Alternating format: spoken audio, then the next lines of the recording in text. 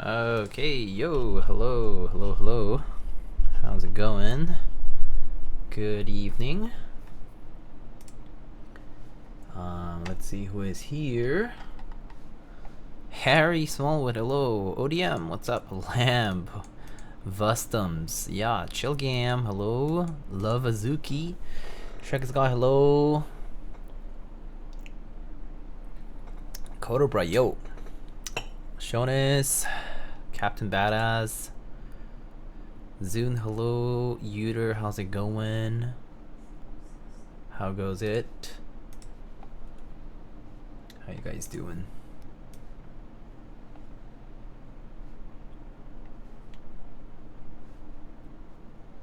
Weird,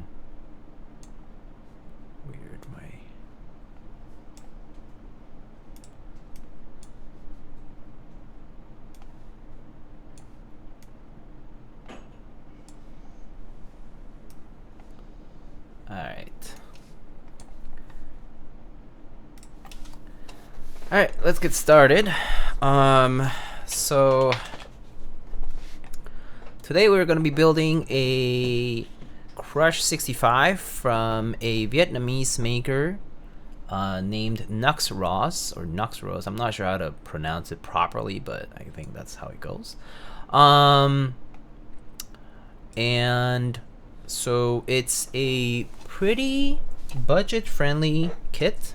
I believe pricing starts at 135. I believe Alex Oto's also recently built a unit, I believe in polycarb, I think I saw.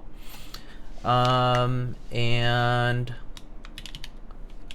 I believe I put the link for the information page on the build command, so if you wanted to check that out. But alas, let's get to it. I haven't opened it, so let's check it out. So this board is gonna be a top mount and gasket mount board. We're gonna be building with these blush tactiles over here. Got our set of stabs over here.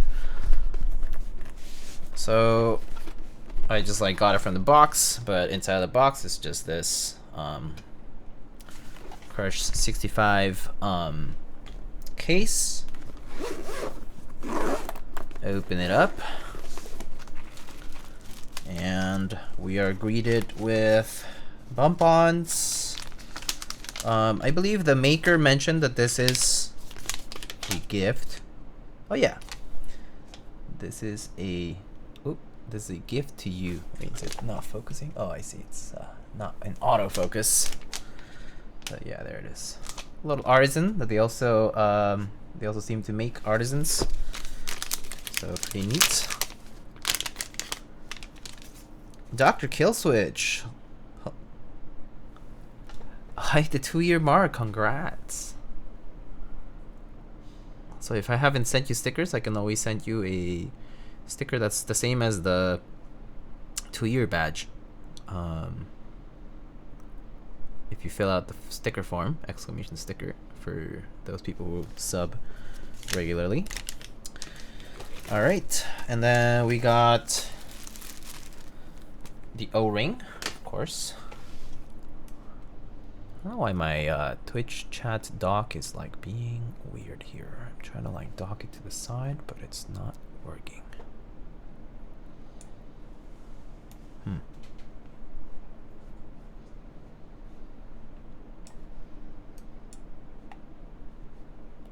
Ah well, okay.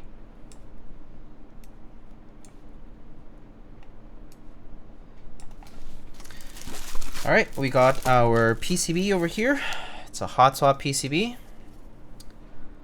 Possibilities for it are step caps, regular. It looks like it's ANSI only supported here. No ISO. 625 and 7U for the bottom row. And we have stepped and full caps lock as well.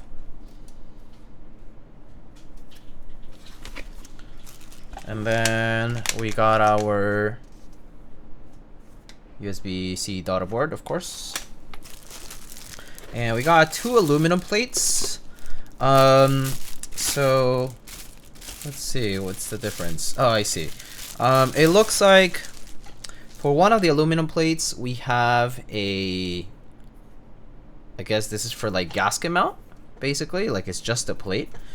And then you also have the top mount plate. This is an interesting approach, I guess, in the sense that like you can just do gasket only. If you just don't ever want to do top mount, you can just use this. But if you want to switch between the two, you could probably just use the top mount plate and then just gasket mount it, right? That said, yeah, I think that's the only difference. The other thing that this does allow, like if you use the gasket mount only plate, is that you can also mount it from the top, because it does have the cutouts for the blocker and whatnot. So it would allow you to just pop in and pop out the build. But if you're using top mount, then you actually have to open up the case to get to the plate. So there's that. I guess today we're just gonna build it with the top mount plate. That way we can actually switch between the two. Alright, as for the unit color, looks like we have it's like a lilac, lavender lilac sort of tone. Yes, so if you use a top mount plate, you can use it with O-ring and top mount, but if you use the other plate, then you cannot top mount. That's the only thing to note. Which is, yeah, I mean, it's interesting that instead of just one plate, there's two options. But if you use a gasket mount plate, like the gasket mount option plate, then you're allowed to actually pop in the build directly from the top, like as so. So that's what it allows you to do, just basically preventing you from actually having to open up the case. So this case is indeed not like a simple tray. So this comes with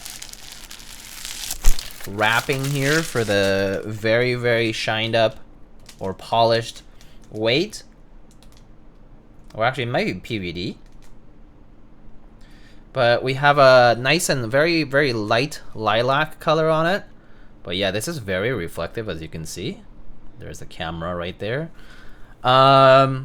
And it has a rather simple engraving here that just says Krush, right? Wow, this is like super clear. it's so like cleanly polished.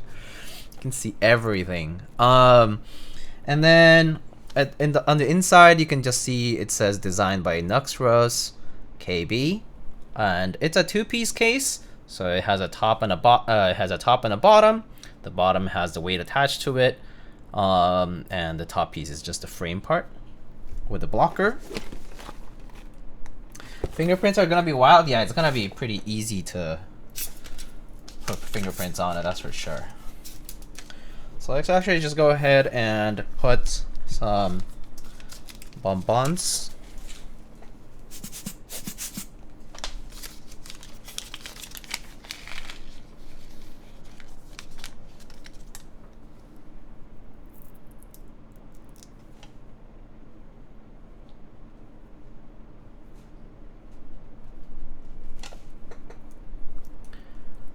God, I love Vietnam. We know you do, Mr. Lamp.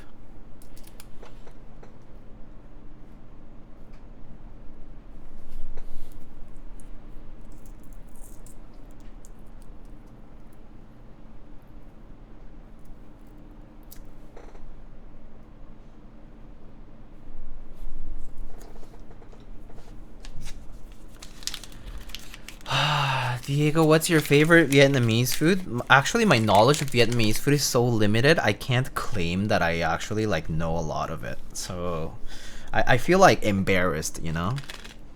But actually, pretty much everything I've tried, I haven't not, like, I've enjoyed. So it's like, there's nothing bad to claim. You know what I mean? Like, I literally have enjoyed everything I've tried. But I actually, like, don't have, like, haven't been fed like homemade Vietnamese food, for example, you know. Not to mention, I think Vietnamese food takes like forever to cook, so I think that kind of reinforced the fact that any food that I've tried is probably just from like restaurants, which is kind of sad, to be honest.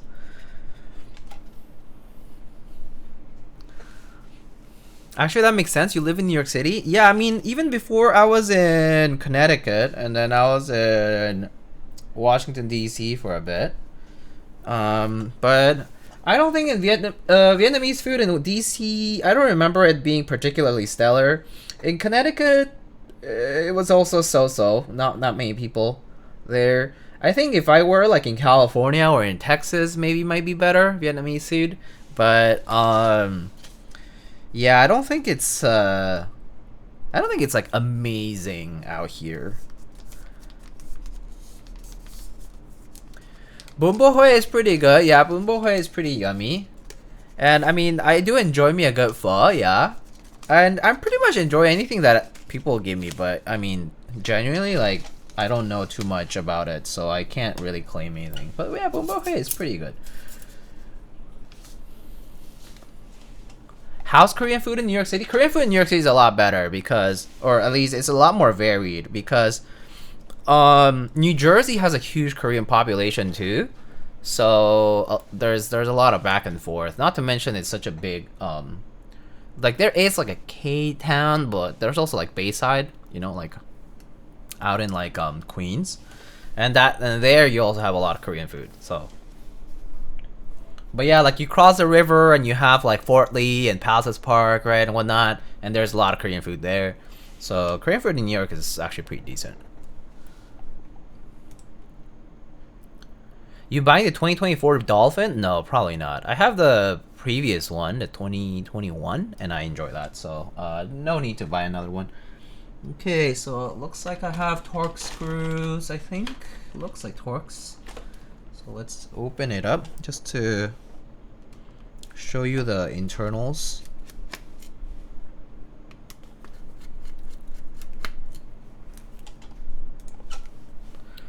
Holy shit, that weight is polished? Yeah, it's like every single thing is visible on it.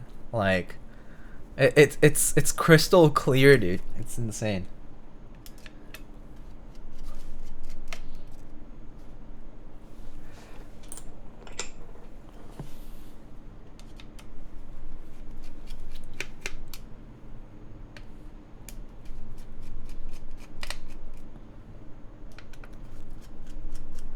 I'm sad because I went to Saigon, and now I know how bad the Viet food I've been having is. I bet. I mean, that's what happens when you visit a place where you can have the genuine thing. That's just an inevitable finding. An inevitable realization you'll have if you ever go to like where you can get the good stuff. Like I feel like Korea feels the same way oftentimes, especially because also the prices are like so much cheaper, and so it's like I can get much better for much less money, and then you start feeling bad about it.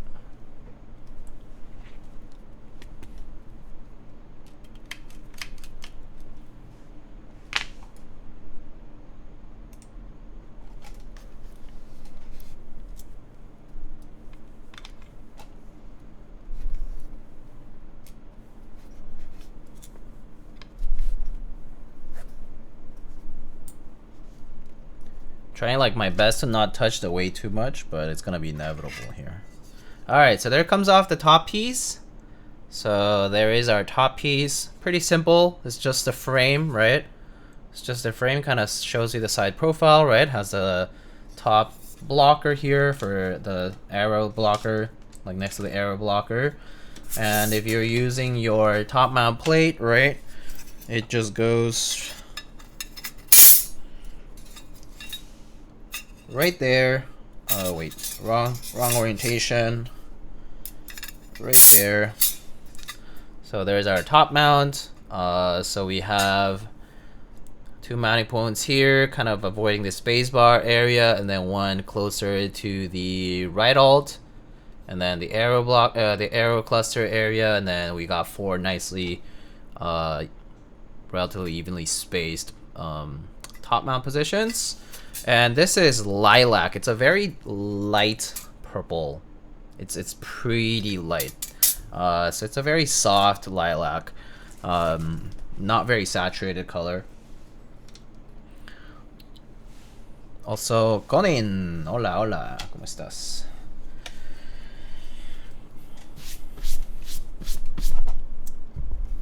All right, and then of course we got the weight here where you can put the daughter board.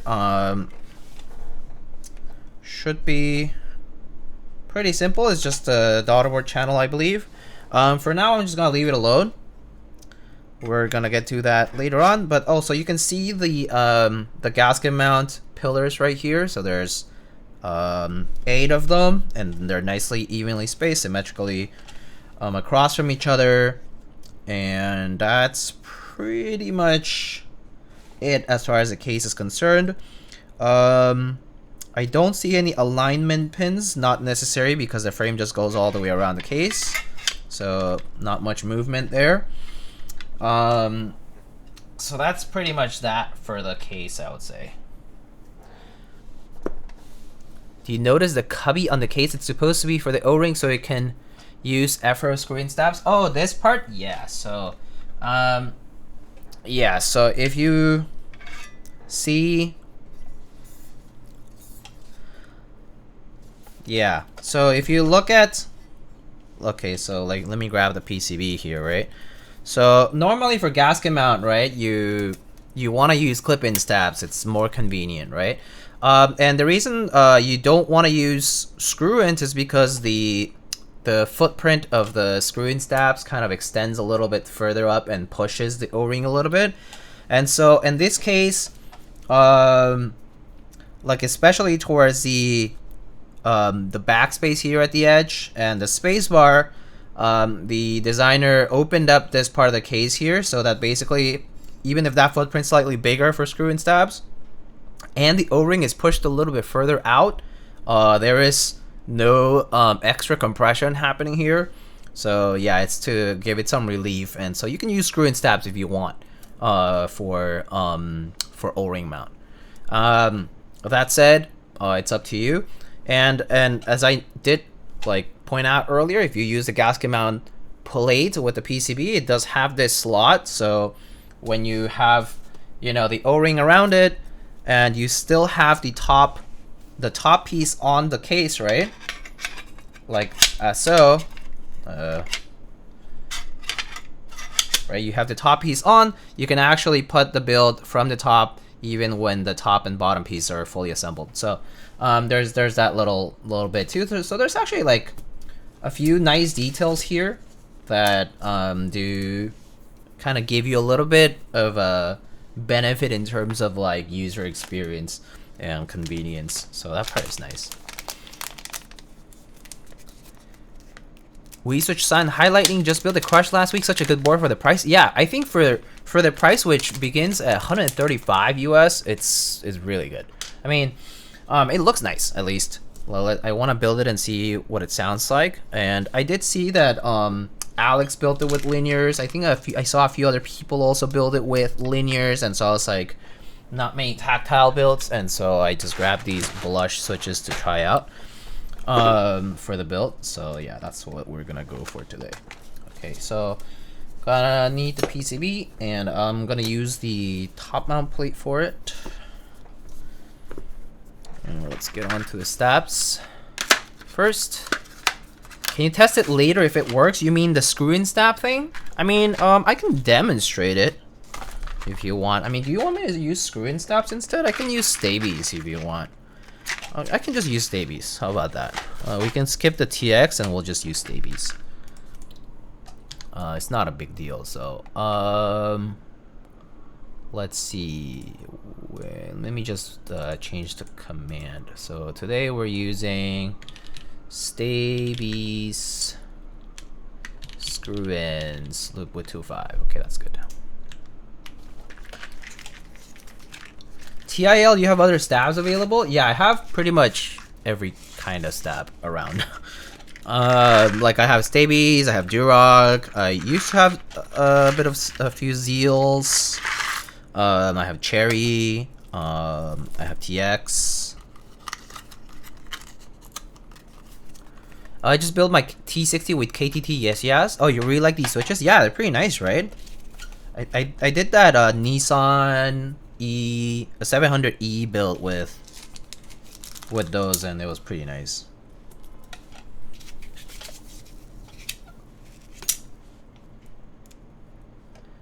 Bing bong. Hello, Mr. Huantagon. How's it going? Honestly, really good stock. I got cap yellows in, but didn't want to lube anything today. Oh, nice. Yeah, I actually did end up lubing the yes just because I wanted to get rid of a little bit of the like the crunch slash like leaf noise, right? Like leaf noise and the spring crunch a little bit. So I did lube those. Actually, I did open them up and lube my yes on the Nissan, but it was pretty light. Like I just put all the springs in the tub, and then also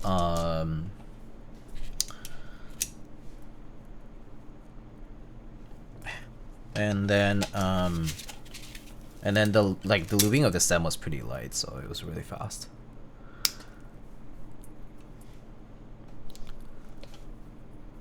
But yeah, cap yellow sound nice. Just in general, like the Gap Pro line of switches, like cap or like other ones are like the pre-lubed ones are pretty good.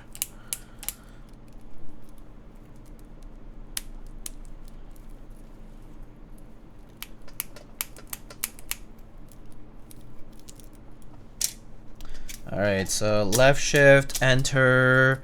Let's actually do 625 today, and let's do full backspace. Dio using mod pipe. Oh, so that's an interesting thing. I'm actually about to share. I don't mind doing a. I'll share it here on the stream, but I actually was doing a build log of this LZRES the other day, or last weekend rather. So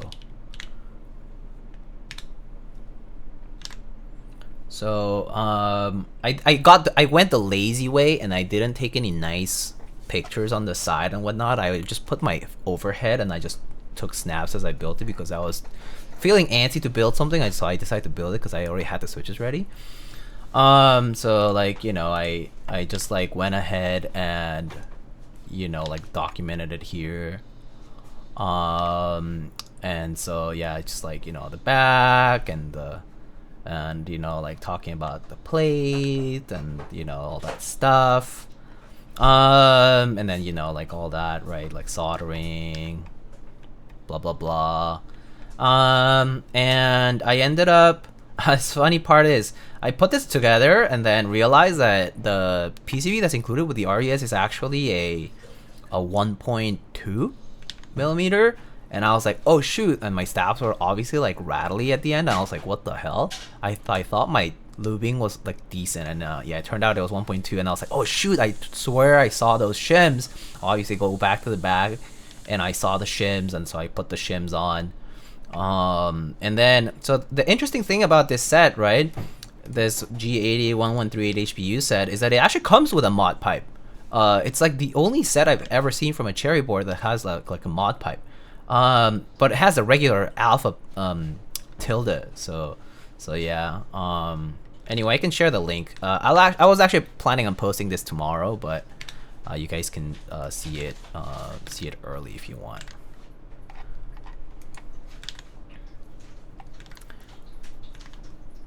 So it's in the chat.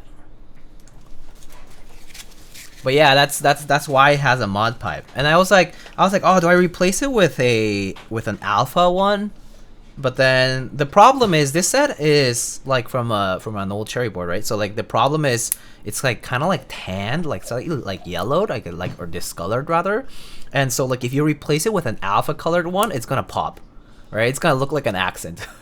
So I was like, what's worse, to have a pipe that looks like an alpha colored pipe that looks like an accent, or just to leave the original cap on? And so I was like, oh no, just might as well just leave it to the original, like to the original one. And so I just left it at that. So yeah, what was it? Someone said, ¿no lubricas los estabilizadores? Oh, claro que sí. Okay. If the designer can do this board on a budget, can't wait to see what he can do in a premium one. Yeah, it would be good to see kind of like the extent to which the designs can go. It's always good to see like what people are capable of at different price points or at different sort of like complexities. Like I think a good example of someone who kind of did that was Mr. AIO3 has done that, like kind of like the Vector and the Andromeda are sort of like examples of like really like weird and just different type of designs, whereas you know, you have the Polaris or the Vega, which were more moderately priced compared to those other two boards. So alright, we're gonna need 1, 2, 3, and 4 stabs. The rest aside.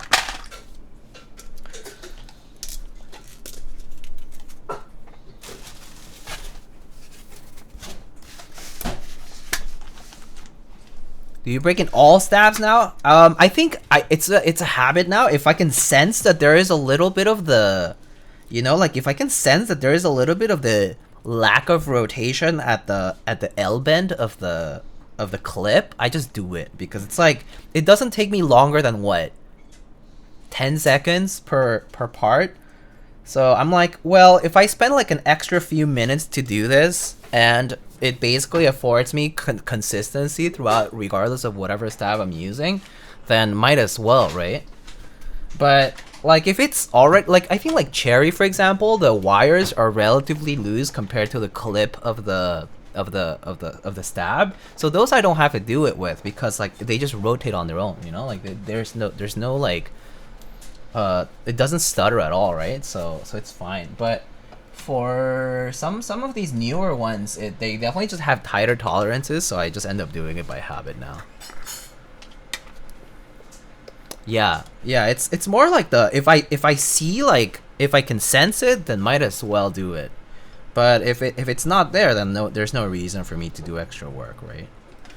But yeah, it hasn't felt like too much. And I think when it comes to like TX and Staebies in particular, there's another thing, like I don't usually lube like the interior of this housing for those, so those end up being like very lightly lubed, and so like I think if I can afford it a little bit more smoothness in terms of like the movement up and down of the stabs, as long and the wire like doesn't rattle in the housing, then that's perfectly enough for me. But I think like for Cherry, for example, like Cherry does have a bit of scratchiness on the inside of the housing too, and for those I do prefer to lube the housing as well, just because it seems to help a little bit in the motion. And like if I leave it alone, I kind of don't like how like the dry like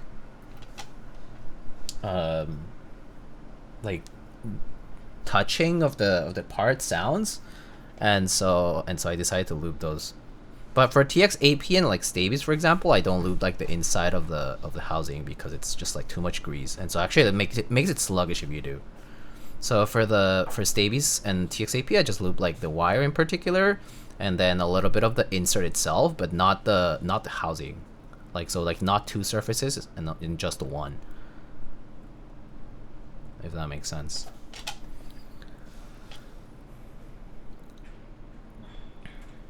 Are the blushes long pull? No, the blushes are 4mm travel. And no, I'm not using, I mean, I'm using mod pipe, but not on purpose. It's more like the, I guess, yeah, it is on purpose, but it's part of the set. It's like, that's how the original Cherry set is.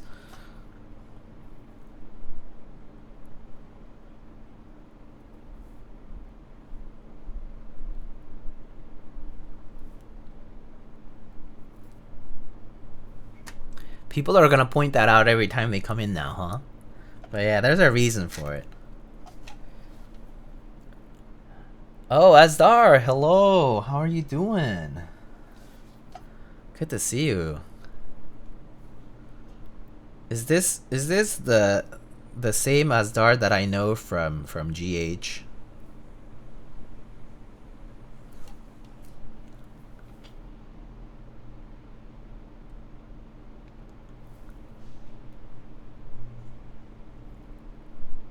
course, the one and only Frenchie. Hey, good to see you.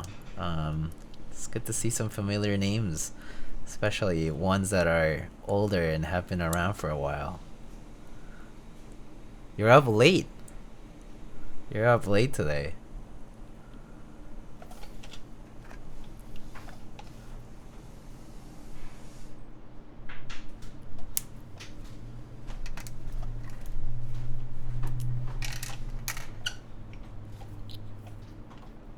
Yeah, for once. I see.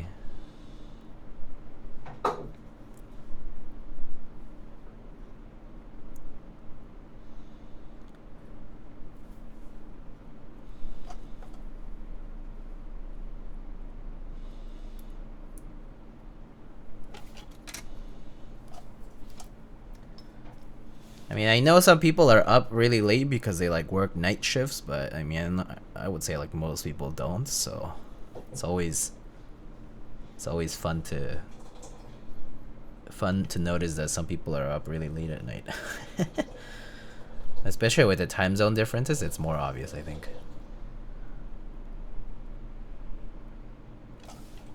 Then again, like if I'm streaming around this time, it's like morning time for those in Asia.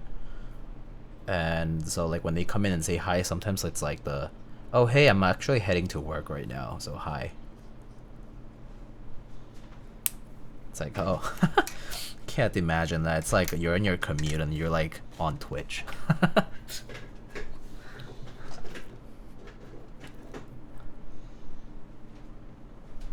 think a friend of mine sent you some pics of Horizon Sayon like in November during a French meet.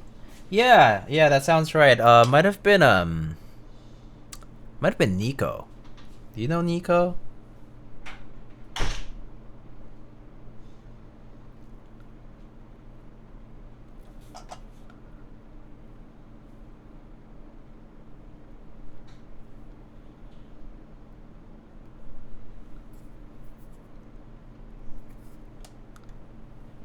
Yeah, Nico. Yeah.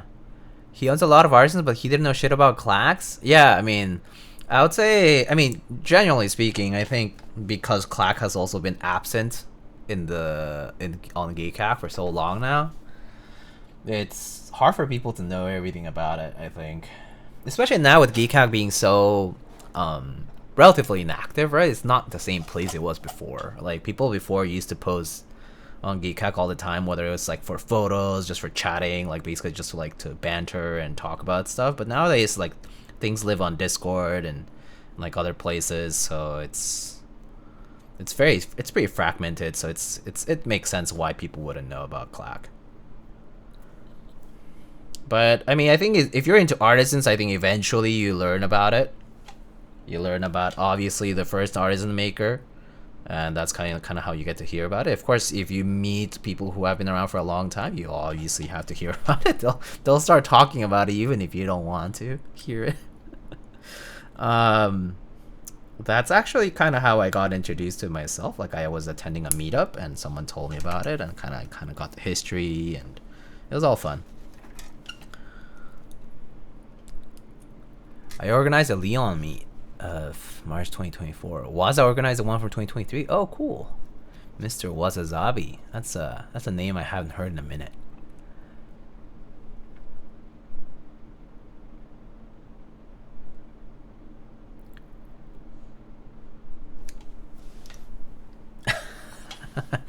What's up, Mason? It's what non-keyboard people don't get. They see all keyboards as just a plastic, metal, and electronic device, and that's all they see. People like you or I know we have an unshakable belief that keyboards are living entities. You can develop a relationship with a keyboard, and that's what non-keyboard people don't get.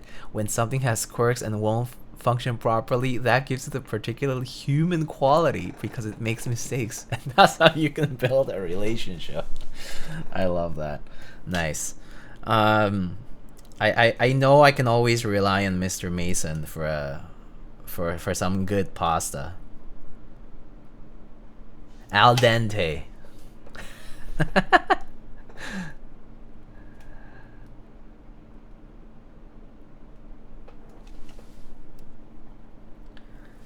Did you join the latest Bro Caps raffle?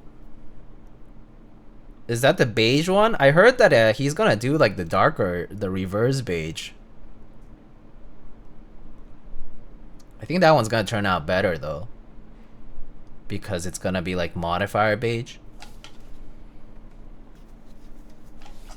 So maybe enter that one.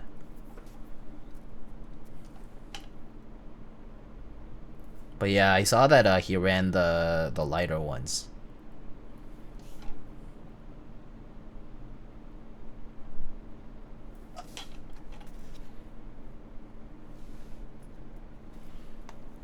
Happy hump day.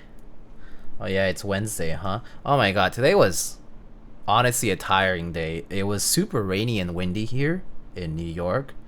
And guess who got completely splashed over with rainwater by a car?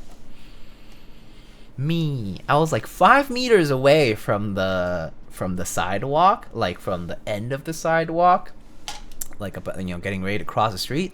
I happened to be on a downhill road, right? So the water keeps flowing down, right? And they're obviously closer to the edge of the sidewalk. There is a larger portion of water, right?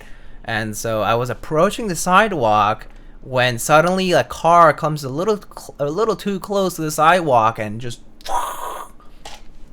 just sprayed all over, dude. Like completely soaked, top to bottom. It sucked. So that happened.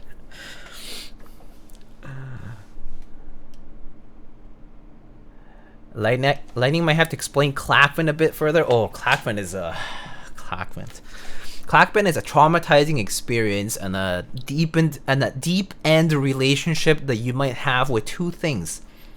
Aside from your phone and your computer and the 9 hours of the night, assuming that you are also like in different time zones, right? Like it affects everyone differently. Some people it might be the morning. I don't know. But for those who don't know, Clackvent is an event that Clack Factory, the first artisan maker, used to organize. It was basically random sales happening at completely random times. Price was random.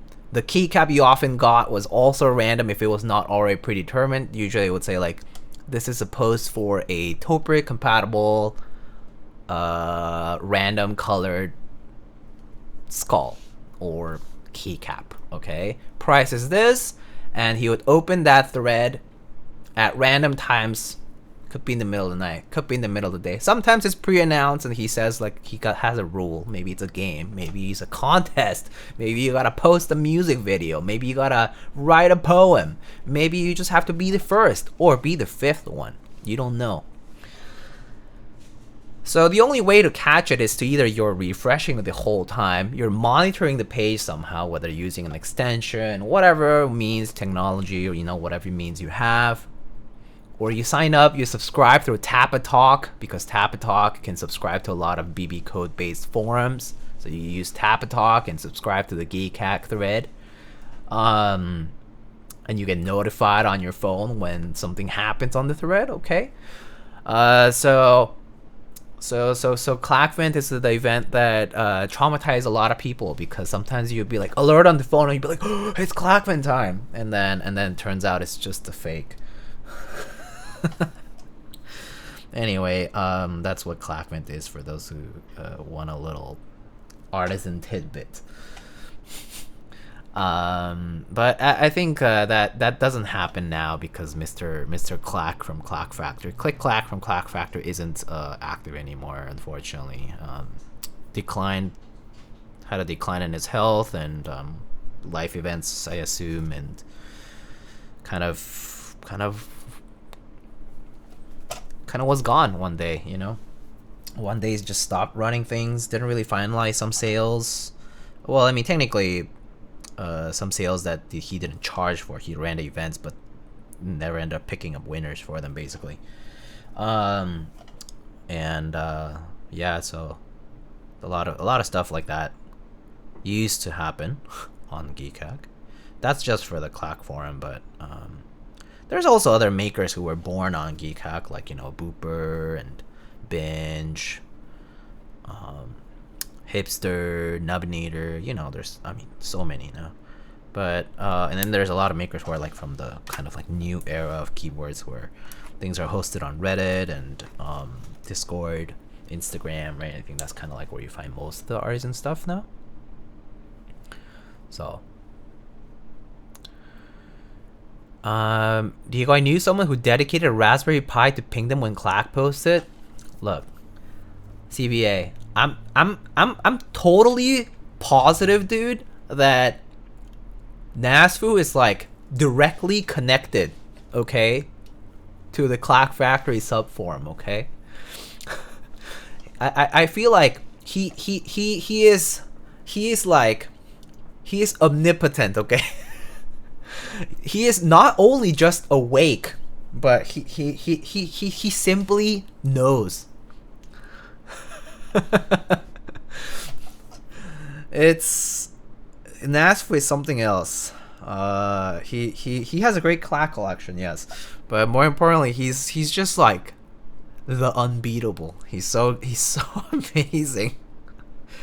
Even like for the contest stuff, he puts like 100% of effort, and so, you know, if Clack says, hey, do an MS Paint of this funny theme, he'll do it and it'll be amazing, right? Like, build diff.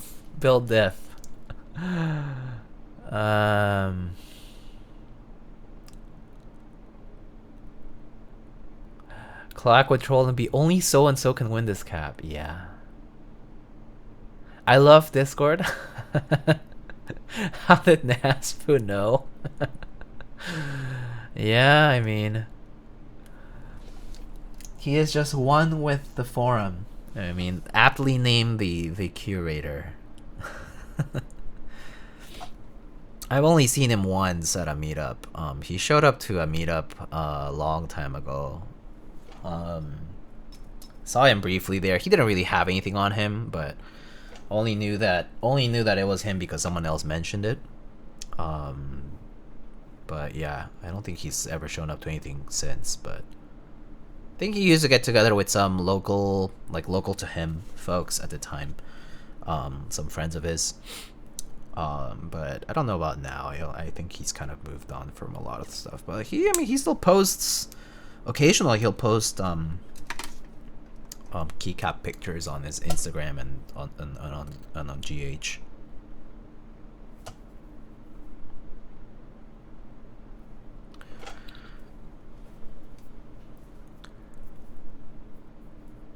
Not just with Clack sales, he knew about like Reddit and eBay sales. I mean, yeah, he knew. He knows. He was in on the stuff. I mean, he was just good. He was just good at it.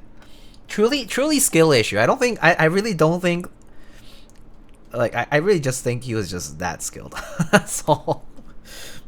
Smart and talented and skilled, and obviously putting a lot of effort and time into it. So, but yeah, if there's one like very legendary collector sort of around those times, it's definitely him. There's some other worthy mentions, I would say, like obviously SK Chang, worth mentioning. Hoffman back in the day would collect so much too. He got rid of a lot of caps, but still has a number of caps. Mr. Captain Badass also used to collect a lot back in the day. Wasn't he at KeyCon 2019? Nasfu? No. I think Nasfu was in like in the NorCal meetup a long time ago, but I don't think he showed up to any KeyCon. My 401 KB was strong. It was back in the day. Where Mr. Captain Badass nowadays? I don't know. He went through a rebrand.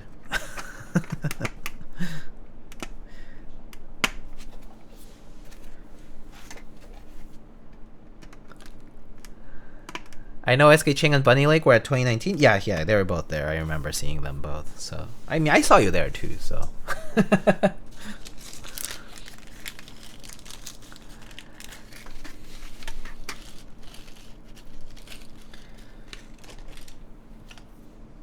Any cap avail.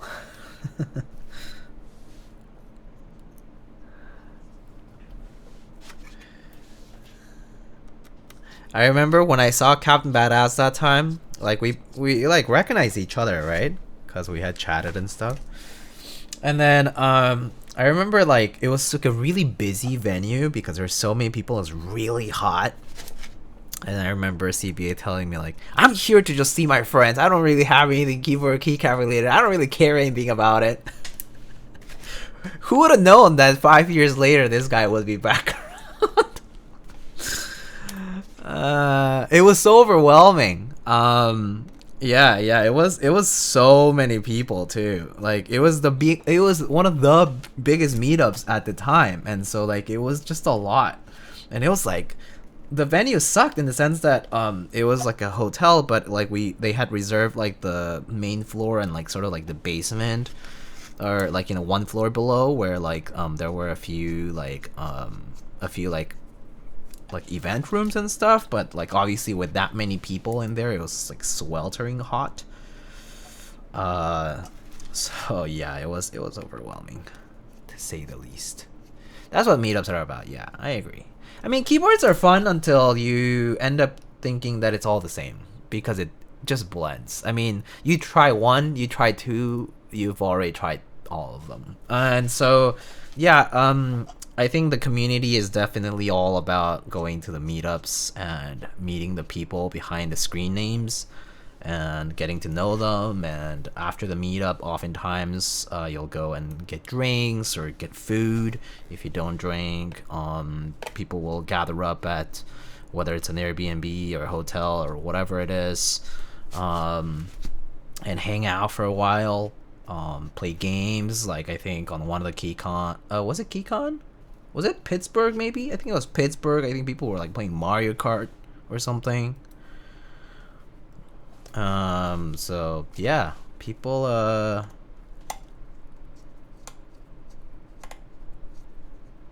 definitely attend meetups for the socializing and the fun with other folks. So I mean, I think if you're new to the community though, it's totally understandable to want to go to meetups to check out new things.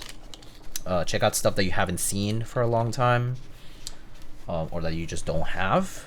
That's probably the best and easiest way to get to know new things, to experience them personally and directly, and actually get to know the people who own it, because that way they can also tell you about it and their experience. You can ask them and they'll tell you, right?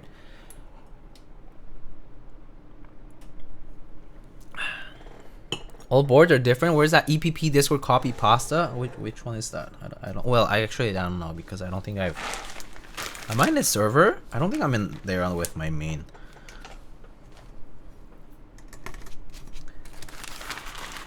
Looks is what differentiates them to me now. Like looks as far like people, right? Like how people look. Yeah, that's true.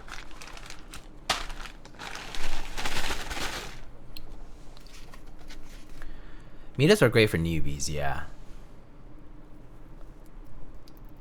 Which I could have done for free for the same my poor wallet. Yeah, I think also back in the day, Astar, like you try things by purchasing them and trying them out, right? But I feel like meetups were much harder to like organize and get everything together, and so I think that's a big reason, like, why I also tried so many things by buying them instead, and I kind of wish I didn't. Like, I actually did get acquainted first with the community through a meetup, but then after that, like, I was off doing my own thing, and so I also had to like buy stuff to try, and went through a lot of things. Meetups are too noisy to hear the sound of keyboards. I think, yeah, if you're concerned about the sound of keyboards, yeah, meetups are not for you for sure. Like, yeah, you have to take them outside or something else, like somewhere else, to like actually experience that. But yeah, just to kind of like check out keyboards like by their look, weight, feel, whatever it is. But yeah, if you're trying to hear a keyboard, it's not gonna happen at a meetup. Also, Mr. Frank, hola, hello. Also, Secret Myth, thank you so much for the resub. Jaime, thank you so much for the resub. Quantagon, I guess I already mentioned. Killswitch, thank you. Yeah, I mean, meetups are the worst for sure. for I mean, everyone's talking over each other, and And at some of the meetups, like for example here at the New York meetups, they organize them at a beer garden, and so you can actually carry drinks around. And people are just chatting, you know, sitting around, standing around, just fucking around really. So meetups are great for flexing ours and collections. I guess that's true. If that's what you're going for, yes. But it's also a good chance for you to look at other people's things that you might not have, and just to kind of like be like, ooh, oh, and then actually it depends. It has two effects on some people. Some people see things that they don't have and they're like, okay, I don't need to have it, I'm good. That's actually a lot for me. That actually helps me a lot if I go to meetups to see things that I like maybe thought I wanted, or that I just wanted to see in person. Then I go and kind of scratch the itch, and that's enough. But some people go to meetups and then they're like, I must have it, and so it's a bad turn for them and their wallet, so to speak. So why are keycaps on gaming laptops so not aesthetic at all? It's because the gaming culture trade-offs, like the aesthetic of quote-unquote gaming related peripherals is really edgy, and like a lot of the stuff kind of like centers around this whole like RGB thing, right? And also like, you know, over a long time, like companies and manufacturers alike have like taken shortcuts to sort of produce things at a cheaper price, and so in doing so also like you have to forgo certain methods, and so yeah, you might end up with something that doesn't look great either. And also like, you know, there's just not much that you pour into actually aesthetic wise, right? Like there's not gonna be people like putting a lot of time to actually think about like the aesthetics or whatnot. I think for gaming, so to speak, a lot of the features that people are trying to promote, these companies are trying to promote, is like, oh, is it fast, and does it improve your gaming performance? I honestly think that's mostly just skill. If you have skill issue, then there's no way you will ever improve your gaming performance. But you know, alas.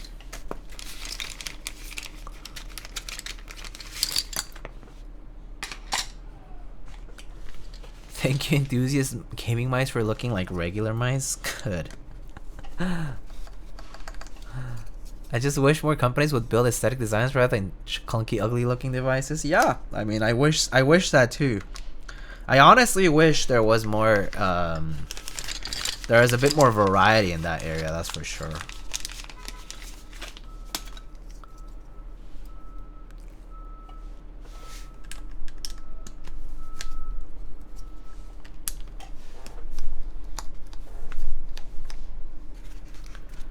All right.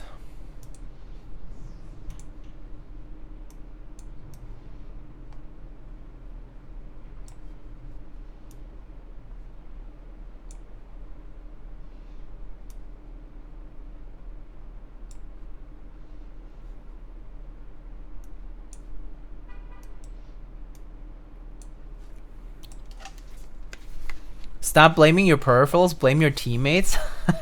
Fair.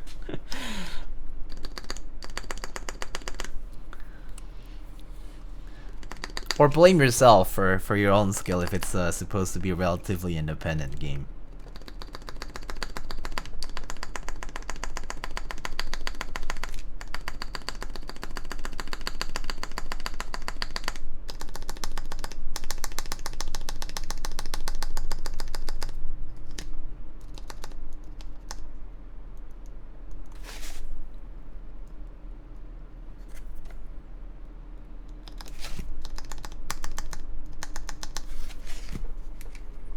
That's why we get top-end mice keyboards while hard-struck bronze. Yeah, I mean, one way to cope, you know? One way to cope is to get gas and get the newest shiny thing to pretend like you're about to climb ranks again. Meanwhile, you're too busy browsing new peripheral stuff, like new gear, instead of practicing how to actually get better at the game.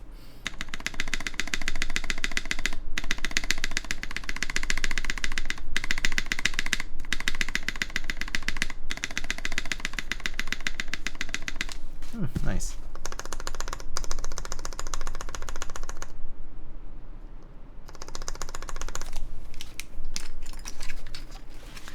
Oh, Mr. Piggion, how you doing?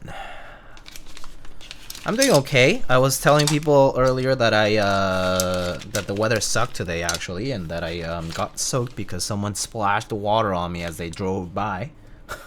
But other than that, I'm doing fine. It's been just been a long day.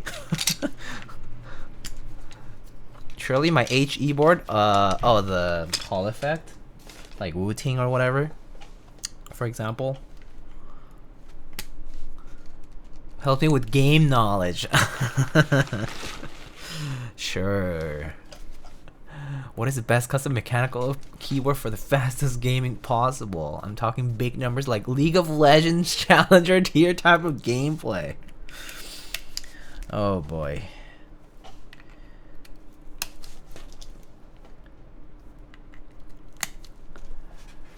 $1,000 builds to be bronze skill level? Trust, that's me though.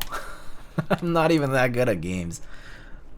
I'm like average chump as far as keyboard skill is concerned. I mean gaming skill is concerned. I'm like just pretty, I mean actually keyboards too. Average. Very much average. Or worse, who knows. I don't even play that much competitive stuff anyway to begin with, so it's not like I concern myself with it much.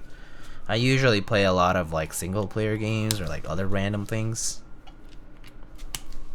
I like playing co-ops, multiplayer, or like PvE kind of stuff as well. I enjoy a lot. Legit though, I hate super flexible boards for gaming. I don't think I would like super flexible either. I actually enjoy, well, for a while I used to just game on my HHKB a lot. Well, at least assuming that I didn't need FRO, for example. Which a lot of games actually you don't need. Like maybe they're like menu access only, but at most. But if it's like, for example, if it's a game that you map skills to FRO or something like that, then that can suck.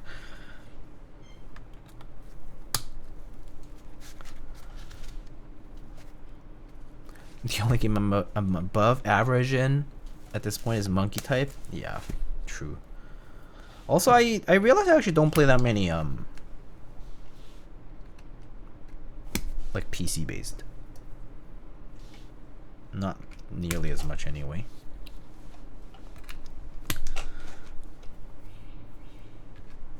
Oh, also, so I didn't comment about the PCB, but it's no flex cuts, right? And also the plate is pretty standard. The switches snap in pretty nicely, so overall that part is pleasing. The hot swap sockets clasp nicely.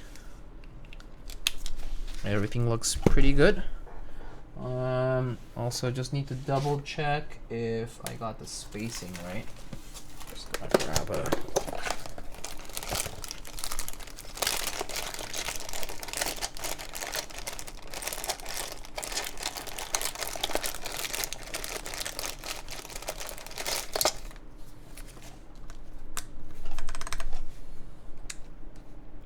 should be this one.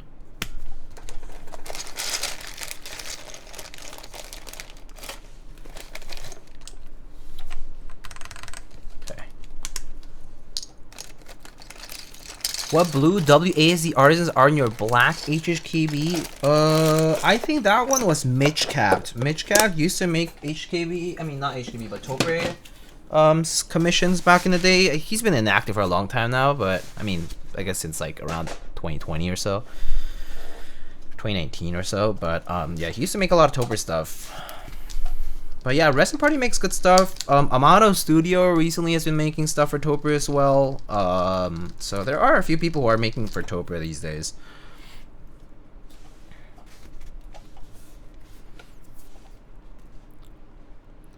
Why do I get below 10 words per minute during sound test, but above 100 when I'm not recording? Monkey type is like Soul's game for sure. it just do be like that. I guess maybe it's just not performing under pressure. I don't know. All right, that's pretty much done. Let's just test the PCB here. I'm pretty sure it works fine, but let me just double check.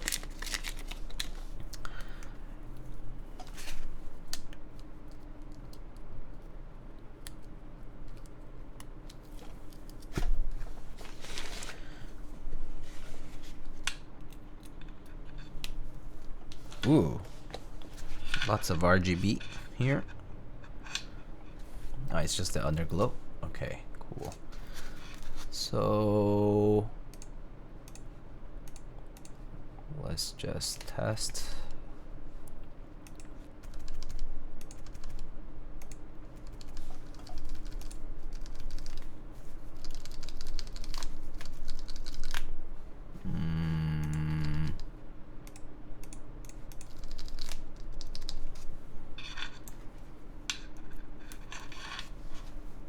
Is it on via? Let me see. File via. Don't see it there.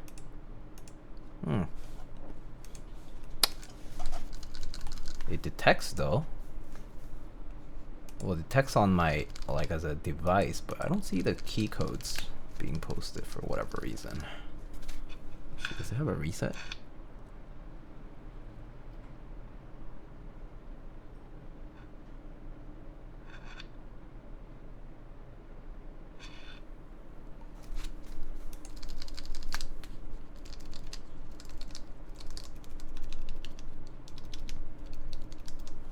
Let me check. Alright, I mean, it registers. But let me check if I can program it. I want to see if I can program it. Isn't the metal part of your cable rubbing onto LZ case? No, it's fine. That part should be okay. I mean, I can try a different cable if it's necessary, but yeah, it wasn't that. I think it was just the. It's not like flash with via, I think. So, and this connector won't do anything. Okay, there. So, let me see. I just wanted to see if I could program it. Like it's registering fine now, but oh, it showed up on. Oh, okay. I reopened VL, and it showed up. So maybe it was just not showing up because the client was not responding. Okay, I always program my stuff with caps as control personally, so I'm gonna do that. Oh, I see, that's why the right shift was not digitizing. I mean, not digitizing, showing up, but let's see, layers, layout, backspace, up, yeah, okay. I think everything else is fine.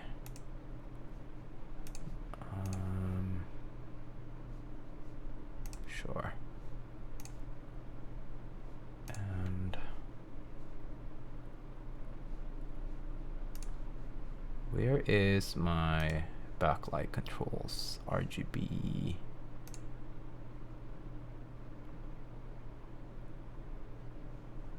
Toggle here.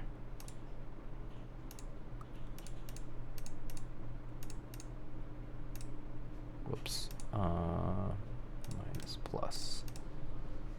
Okay, cool. That should be good enough. Okay, there. I can turn off the RGB now.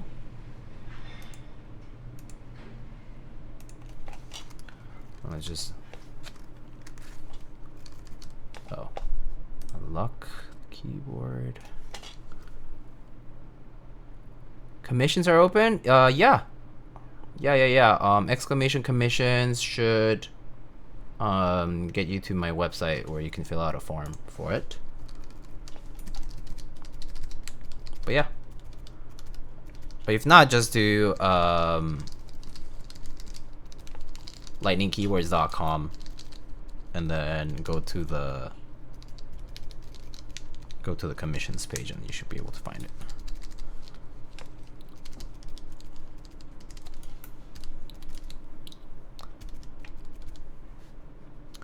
All right, sweet.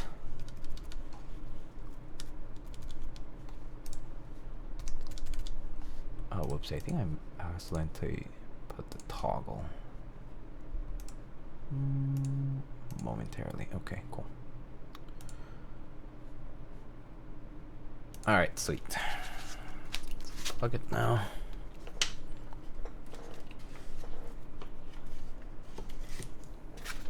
All right, let's put it into the case. So I need to get the daughter board out here first. Need to get back into the case. We can put in top mount first. Let's get those screws. Where did I just put them? There.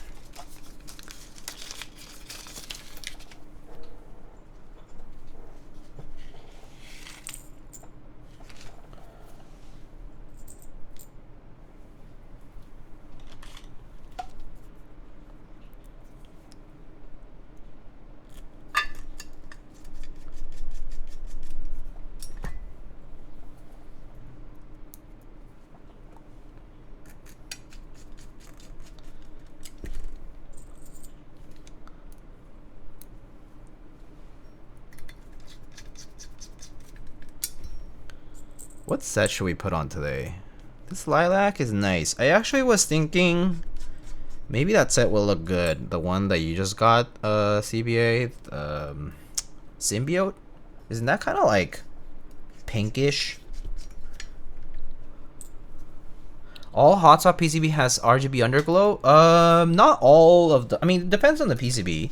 But in this particular board, yeah, it has RGB underglow. But I mean, it depends on the design of the PCB. Every PCB is designed differently. Some PCBs just straight up don't have any kind of LED support, but and some actually have per key underglow as well.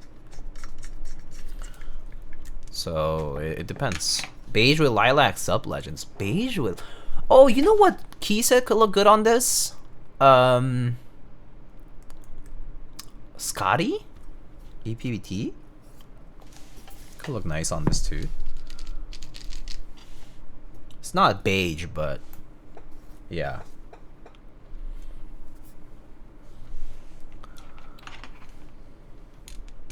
Frost switch, yeah, frost switch could work too.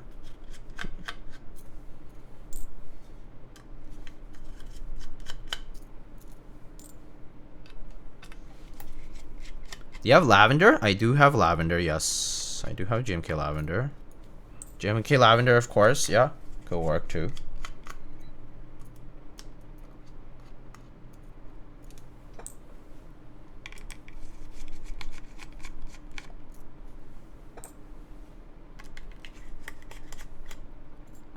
Oh, snap. Mr. Alex with the big raid. Holy. Hello. You're being raided. Thank you. How are you, Mr. Alex? How was your stream? What were you up to today? Zam.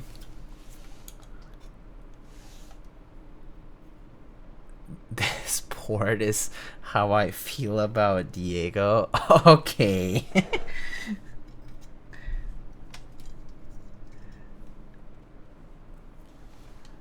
Kyohaku and Kohaku double build? Ooh, that's hot. That's nice. That's one stacked build commission.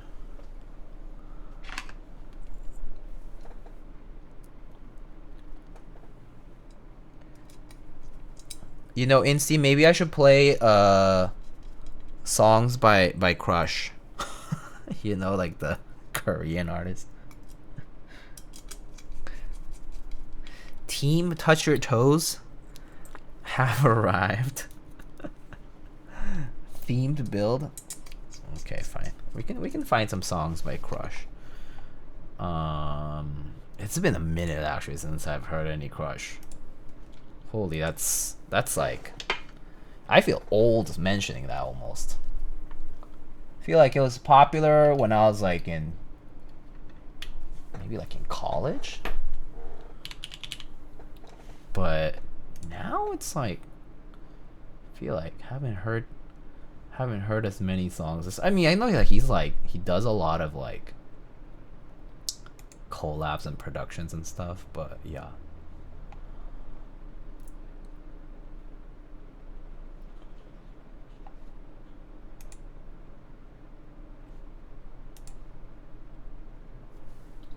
I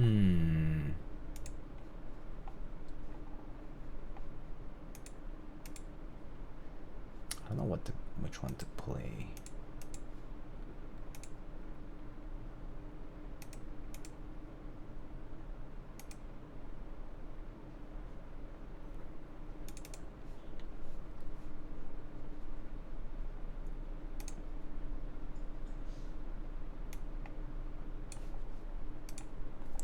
What is the artisan? Top right but farthest left. Top right but farthest left. This one?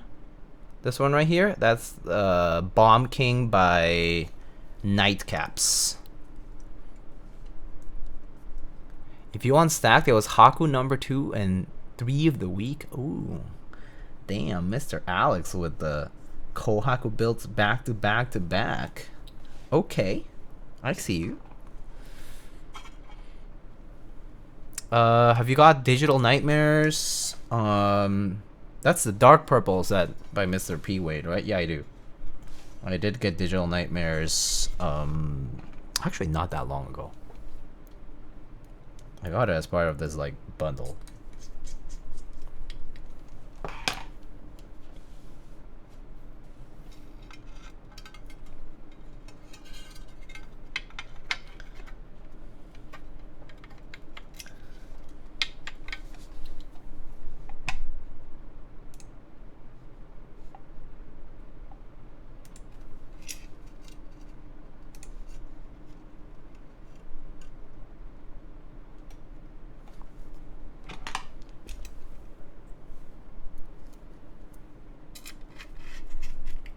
Alright, now the data board's on, we just close up the bottom case.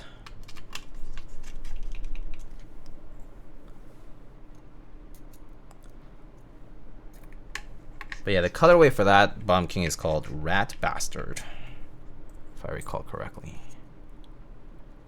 Annoying request, but my favorite combo of Analog Dreams Alphas, Digital Nightmares mods, with a pink accent for escape and enter. That's a lot. I actually can't hear this request, Gawk, because I actually borrowed out my set of Analog Dreams to a friend of mine. So I actually don't have Analog Dreams on me right now. But that's a nice combo because basically it's dark mods, light alphas, and the right accent. Alright? But yeah, I actually don't have the set on me right now. That would have been actually a very nice combo for this. I'll get your I'll refund your points. Do you happen to have Frost Witch just to hold next to it, even if you don't use it? Yeah, I do have Frost Witch. I can bring it in just a sec. I'll bring a few sets. I can bring like Lavender, Frost Witch, and maybe Symbiote as well. All right, let's plug this in first.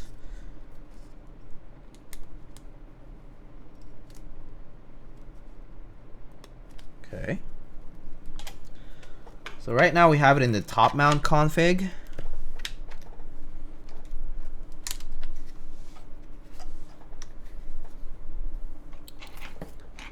Where are the other screws?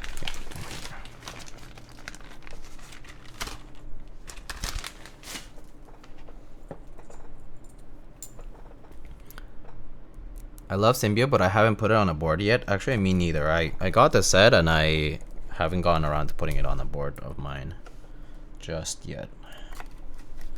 I wasn't sure if I wanted to put it on like a neutral color board or not. You know? I'm sure like it'll look fine on like PC or maybe like silver or like a lighter gray too would look fine, but I was also thinking maybe like a colored board would look nice with it. But a lot of my colored boards already have sets that I like on them. So I was like, oh, I don't really want to take these off yet.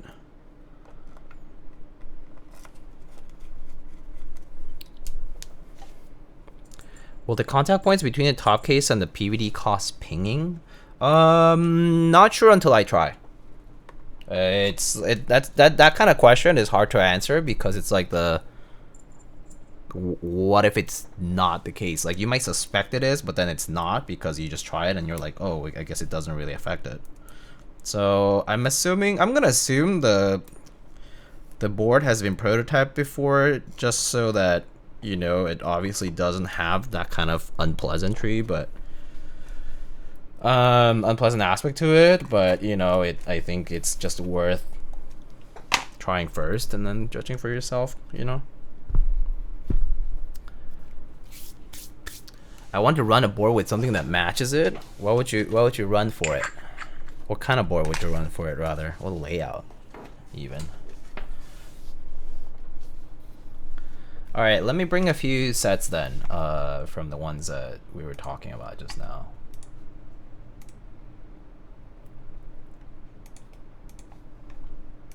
Maybe the Elysium? That would be a good option, I think. Might look good with the layout too. But actually, I don't know. So you know how like I don't know how you feel about this, but I feel like some sets look better in Ergo and some sets don't. Maybe it's because the colors get distributed differently when you put like accents and things like that. But there are some sets that don't look that good when they're in like an ergonomic layout. It's just me. All right, I'll be right back. I'll bring Lavender, Symbiote, and I think we talked about Frostwitch. I think Frostwitch as well. I'll bring a couple. BRB.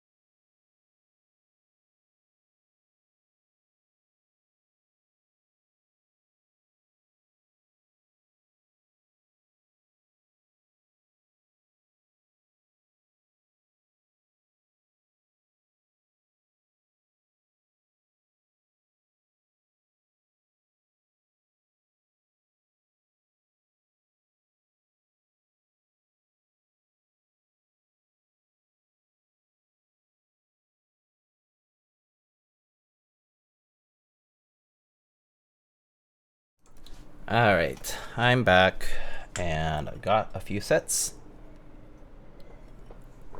So I brought Symbiote with the translucent novelties, or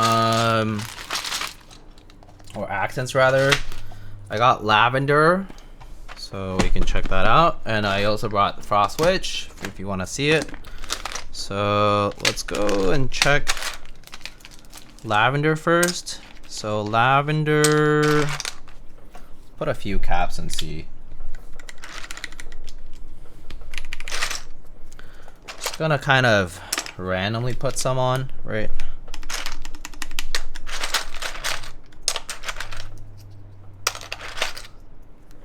I'm just gonna put a few here, okay? Don't mind the order of the keys for now. Just wanted to kind of show what it looks like. I don't even know where the tab is here. But anyway, so that's lavender. Lavender is really close. It's really close to the case. A bit lighter than the case, but that's just like plastic versus metal kind of things. The case has a bit more of a pinkish tone to it compared to the keycaps. Right? Very close. Would probably look pretty nice. Frost Witch I think is too purple for this. But I'll show it. Let me show it first. So Frost Witch is like a darker purple. Right? So you got like a few keycaps here.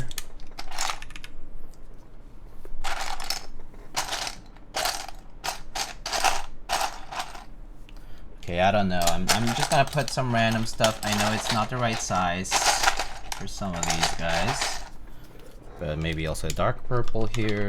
Oh, here's a pipe. Great. So Frost Witch, a bit of a darker, more purple rather. It's not that like it's not specifically darker, but more so like it just has more like of a tinted purple to it.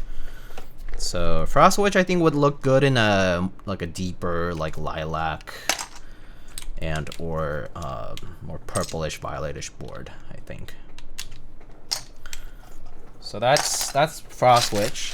I think lavender probably is gonna be the option. And then just to sort of demo, right? Like just so that you can actually see it, I'll just show Symbiote as well. Like I think lavender will be the pick, but Symbiote could also look kind of interesting.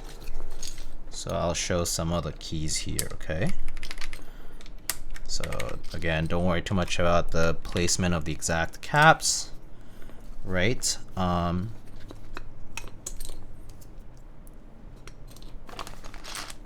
You know, I'll just put a few here. Do I have an enter or something here? Yeah, perfect. Okay, enter. Along with some others. Actually, Symbiote, the alphas of Symbiote look really good against this here as well. Like, Symbiote is a bit of a darker looking set, but it looks better than Frost Witch for sure.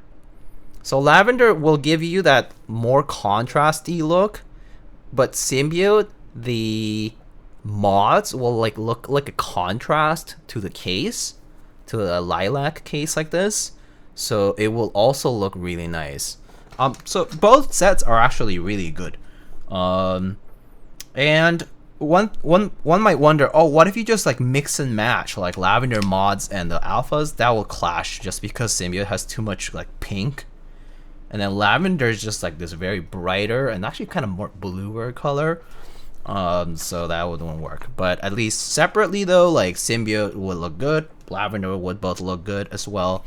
So either choice is probably totally good to go with this. So yeah, Symbiote is a more interesting set. That's for sure.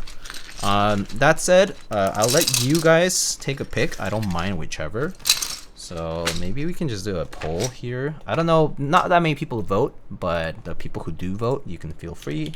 So I'll just do a vote here. preset for the board and say Lavender versus Symbiote. And you guys can vote within the next minute. So go ahead and vote. Vote away. Basically, it's gonna be between these two guys over here. I can show you maybe on the side view, because the side view has a different angle, and so with the lighting it'll look a little different. Let me orient the case here. So from the side it also kind of, you know, looks like that, right? So they're both interesting in their own right. That said, yeah, if you want a more contrasty look, Symbiote is a look to go for, and Lavender is gonna be more of a clean look, I think. Yeah. So hopefully that informs your decision, and you guys got like maybe like a few more seconds now. All right. Yeah, I think both of them look pretty good. There is no doubt that either case, like either choice, would look really, really good. So I honestly don't fault anybody who picked Lavender instead of Symbiote, but it looks like the vote leaned towards Symbiote today, so let's do Symbiote. I know that Mr. Alex actually ran Symbiote on his polycarb one, so I get it if you're coming from Alex's stream and you're thinking, ugh, we're looking at this set again, then I get it.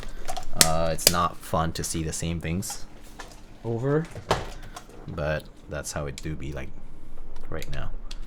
So let's go ahead and take out the actual set here to use. Is that the Mr. Weagle himself? Oh yeah, it is.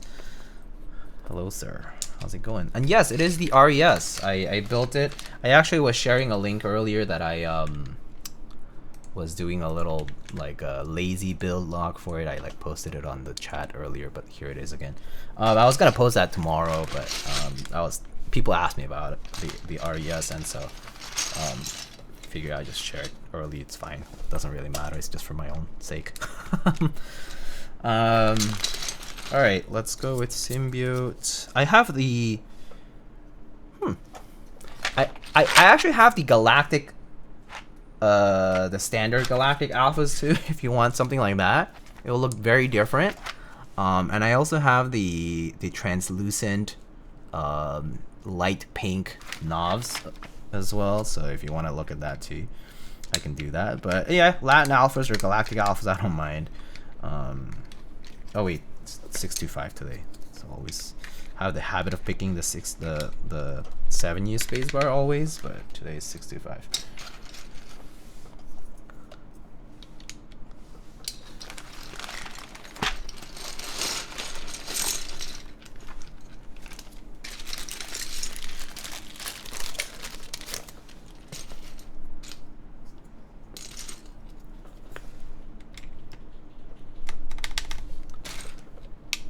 We haven't decided whether we want to use the translucent thingies, so I'll put it outside for now. I'll put the enter off for now. That is a big hunk of brass on the RES. Yeah, it's pretty. It's a thick boy. You cook, do whatever you think is cool. You know, I'm kind of curious what the standard galactic actually looks like. I did get the kit after all. That said, I mean, regular alphas, honestly, regular Latin alphas always look good, but I kind of want to see what the standard galactic Symbiote alphas actually do look like on a keyboard. So let me, I need to pull up the kit because I don't know what the order is for these. So let's try these unique looking alphas. I think it's just the alphas and the symbols stay the same, so it should be easy.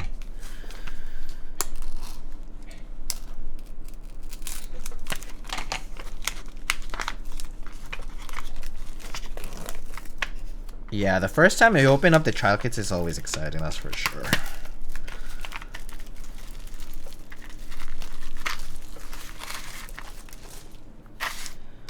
Okay, so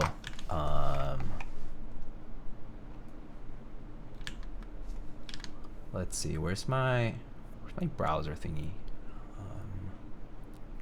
Put it on the screen. Oh, here. But I want to make that smaller, so I always go for Latin alphas. I mean, that's my go-to usually, yeah. But sometimes I go with the novelty-like stuff because it looks interesting, and I thought the standard galactic stuff was like just kind of different, so why not? And it's not like I always get the other stuff. But yeah, standard Latin is probably the way to go for most things. Okay, at least these are in order, so kind of easier to put.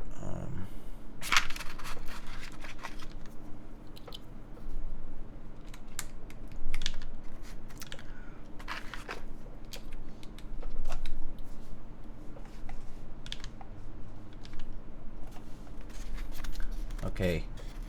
Unfortunately, I got bored of listening to Krush, so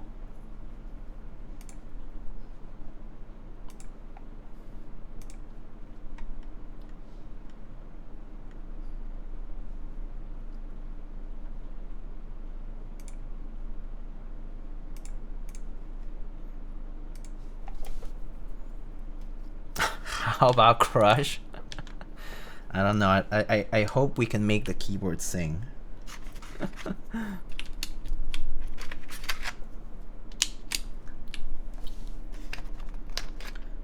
Scoops. I love my scoops. And it's these guys. And then this. You know, standard galactic, they all just look kind of like sticks to me, but a lot of symbols look very close to one another. There's this nose-shaped looking one, and this Japanese character looking one.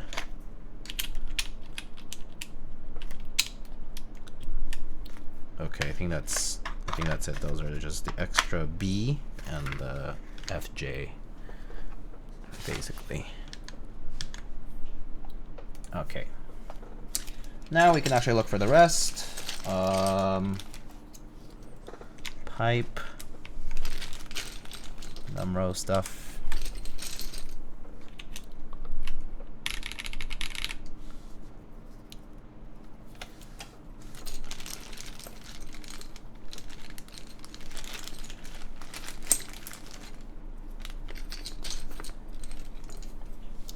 Scoops sound off? I know, but scoops feel better. So I ultimately like scoops more, just because I actually do prefer the homing on them. But yeah, I kind of get it. Preferring to use barred for the clearance.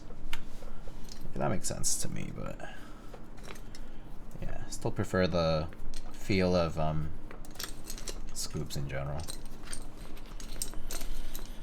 Alright, where's all my symbols and stuff? Arrows.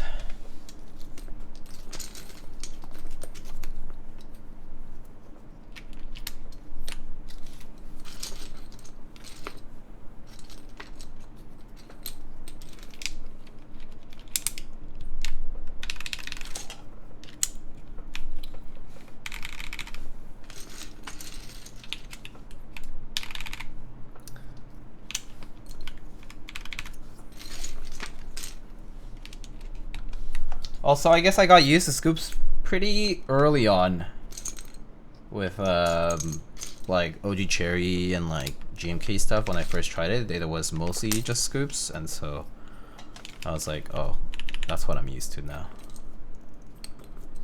Alright. This.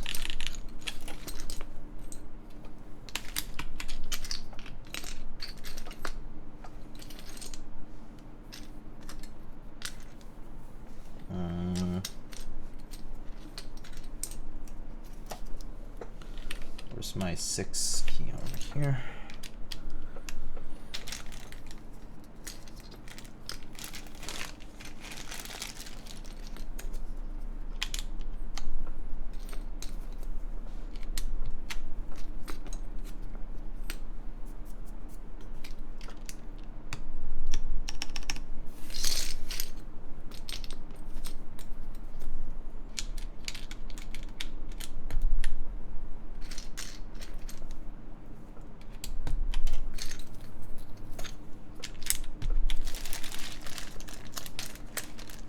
I don't mind scooped if it's MT3. That's not like extra scoop though.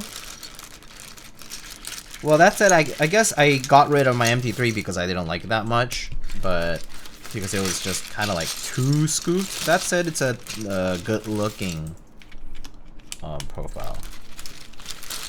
Like, I think it was it MT3 Serica? I think that was the one of the sets. I didn't have that one, but it looked really good when I saw pictures of it.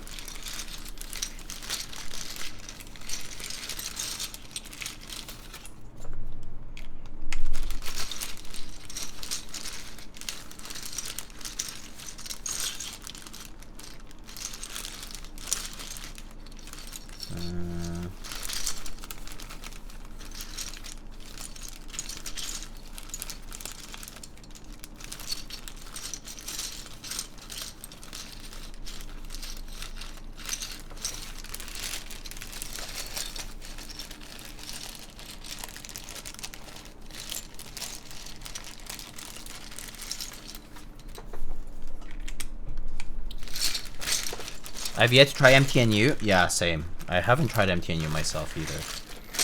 So that's another type of profile I still have to try in person.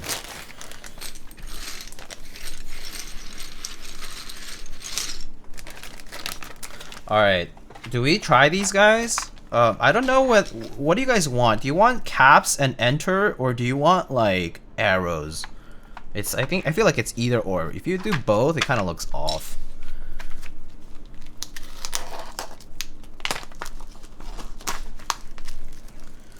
Do you think inks on palm on this board would be too muted?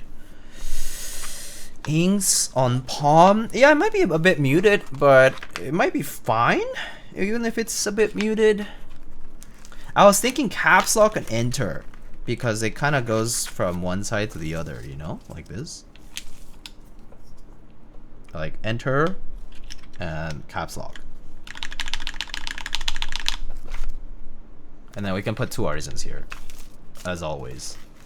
Like, if you want to avoid me using artisans, it's like, I don't think it's possible.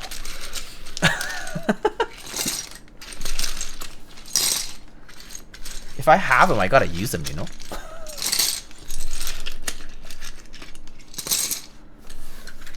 Yeah, I think this looks cute. I agree. I think it looks pretty cute. Alright. Let's put something on this. It's like kind of purple, but not quite. This is gonna be a tough choice. I have like some here, but they're kind of too purple. I guess there's stuff like this that's sort of, oh, actually that kind of works. It's a little accent though. This is just too purple though, isn't it? Oh, this egg face might work. I think this egg face is good for it. Let's do that one. And then,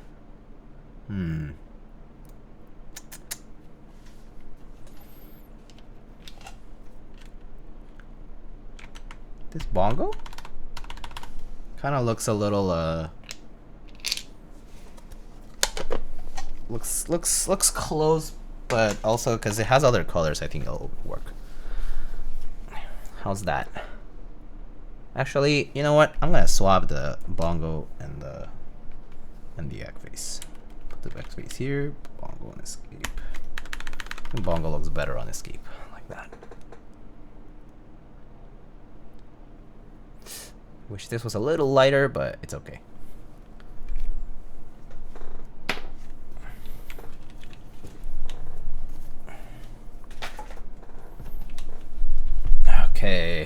let's give this a shot.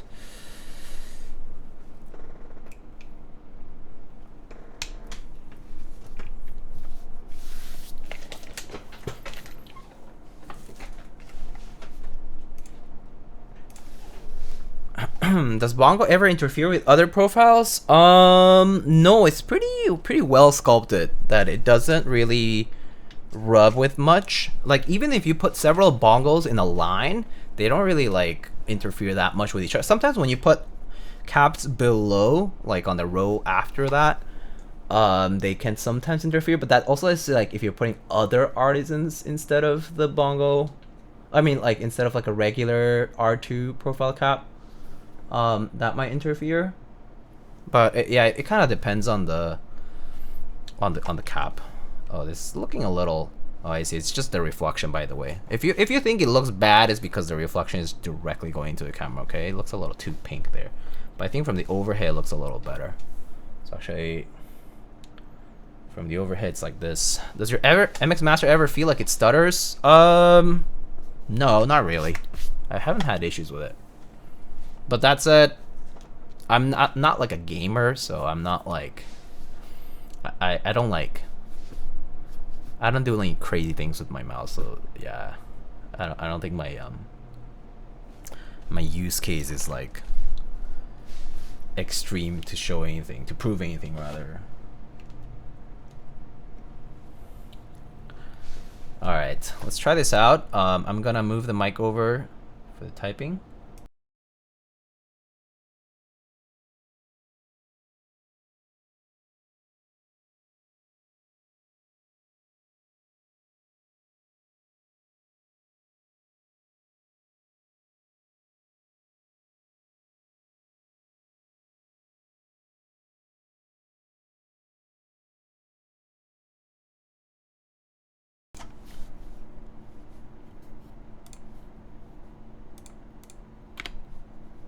All right, I did have my fan on, so I'll turn it off. All right, so here is our Krush65. This board is by Nuxros from Vietnam, and this is priced really well at 135 US starting price, and obviously depending on the options and parts that you pick, obviously the price goes up from there. But right now we have it in top mount configuration. Yeah, Vietnamese maker. Yeah, so this is currently in top mount. This has blush tactiles. These are Durock tactiles. Lube with 3204, I believe. And let's give this a try.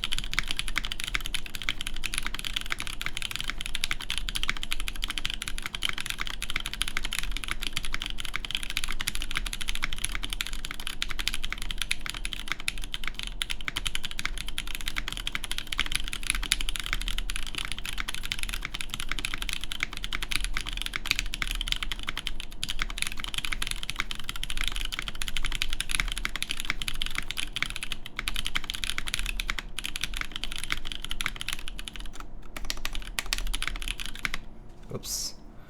Alright, choked at the end. Alright. Sounds pretty good though. Nice and smooth, these switches actually. Alright, here are the mods.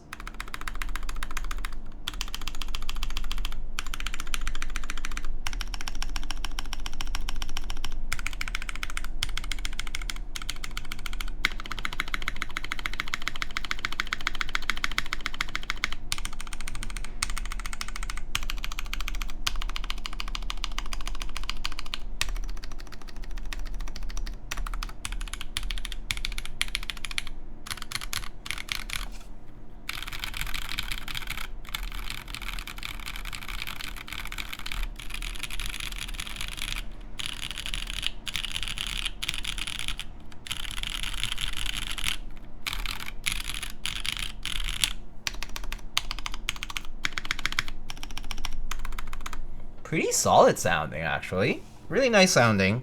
Top mount 65 with a nice weight on the back portion. Right now I think it's PVD or polished, I'm not sure. Weight on the back, but whoever was asking whether the weight interfered with the sound, it seems to be fine. So yeah. Still don't like tactile space bars. That's fine. That's fine. I mean, that's fair. Like, you know, some people don't like tactiles in general, and some people don't like linears in general. So, yeah. All right. So that was top mount. So we can actually try this in gasket mount as well, which is the O-ring. So we can actually do that right now. How heavy is it fully built? That's a good question. I actually don't know. I can bring my scale to check if you want.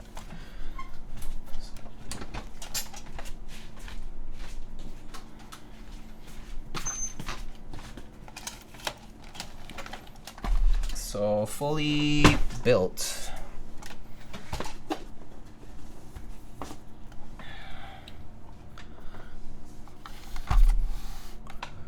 So fully built. This is 4 pounds and 5.5 ounces, which in non-freedom numbers, that's almost 2 kilograms built. 1.97-ish.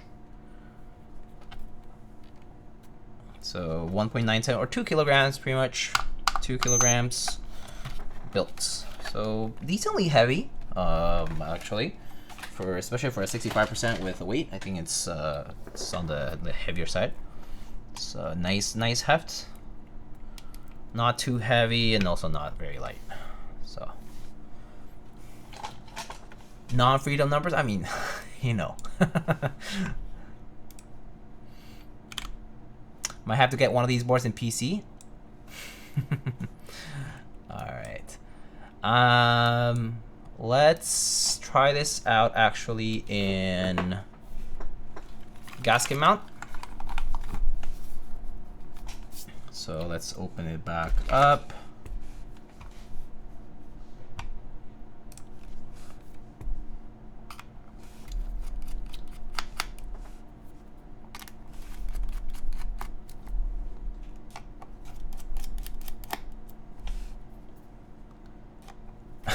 Piston easy units.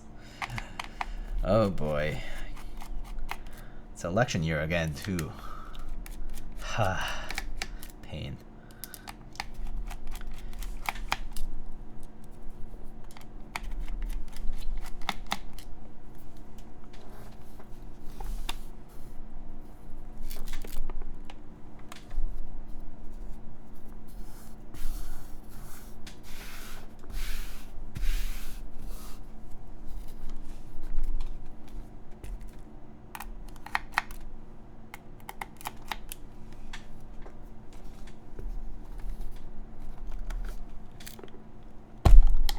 So brass would easily be over 2 non-freedom units.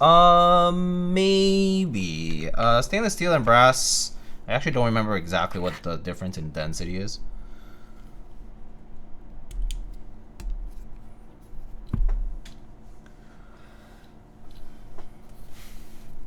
Okay, so let's go ahead and take off the top mount screws. It's a little hot in here.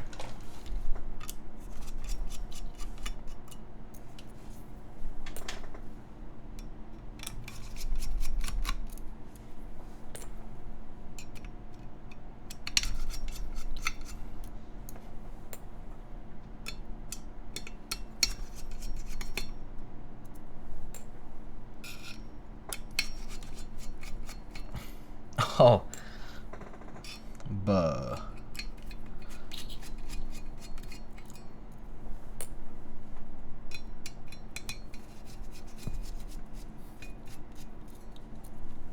But he said the thing. All right, take off our top mount screws, get our O-ring, wrap it around. Of course, if you use the other plate that doesn't have the top mount like what's that, tabs, then you can just put the assembly from the top, but in this case have to do it like this. Right, plug in our daughterboard cable. And so this just kind of sits on top of our pillars like that.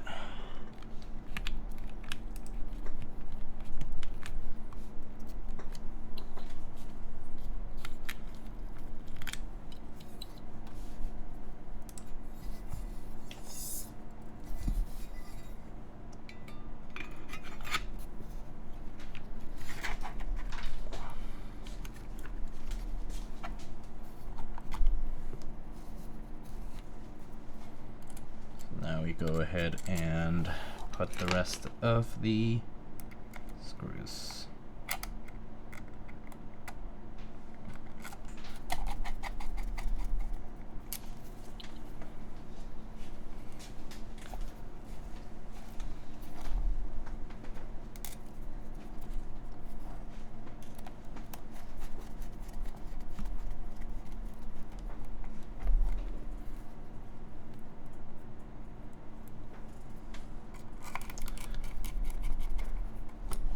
Isn't this board effectively the same as a TGR910? Kind of does a similar thing, yeah. Top mount, gasket, or rather specifically the ME is what you're talking about. Oh, hi. Oh, hi. Hi, Kiwi. Hi. Oh. Do you want to sit? Oh, hi. It's a Kiwi. Cat in the mirror. Cat in the mirror. Say hi. Wait. Hold on. Cat in the mirror. Kiwi. Kiwi, say hi.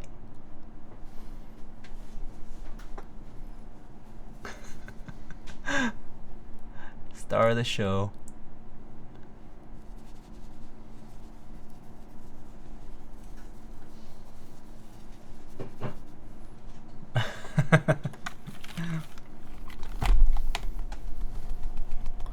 He's scratching, if you're wondering what sound that is.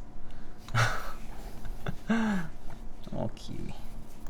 Oh, great. Thanks for all the fur.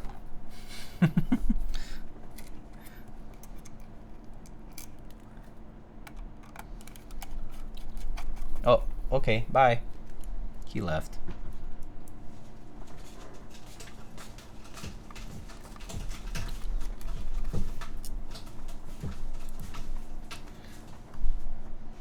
Can you record a J with Kiwi?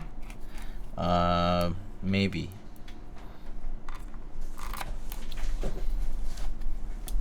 That would be so difficult, but we can try sometime.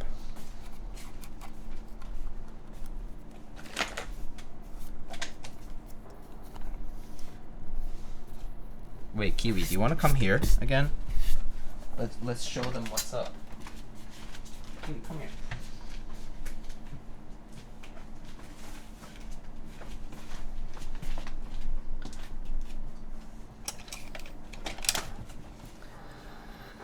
Okay. How do I do this? Okay, here's Kiwi.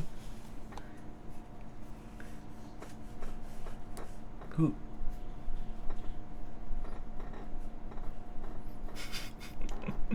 He's so annoyed.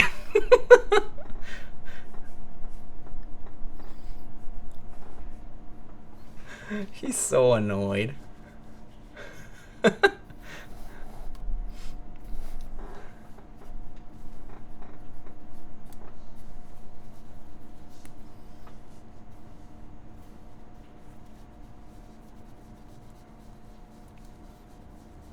Wants to go home to his original family. I miss Luna. Oh, I miss Luna too. Okay, I'll let you do whatever you want. If you want to sit here, that's fine. Oh, he does.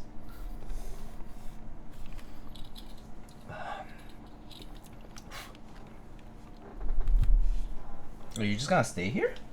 Okay, that's fine. Are those already scratches? No, it's fur.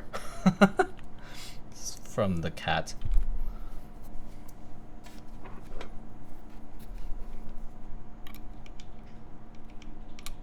You're not worried about his butt being on your desk? No, not really. I don't care.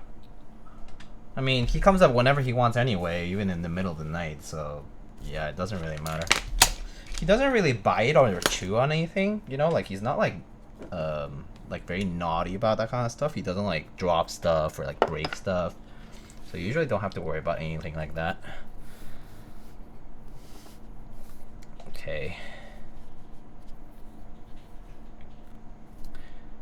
This is how we're gonna type? Nope. I guess I'll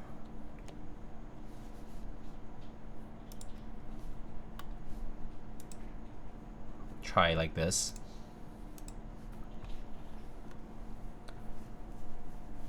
Cats treat us as their pets, TBH? I mean, treat us or we just are?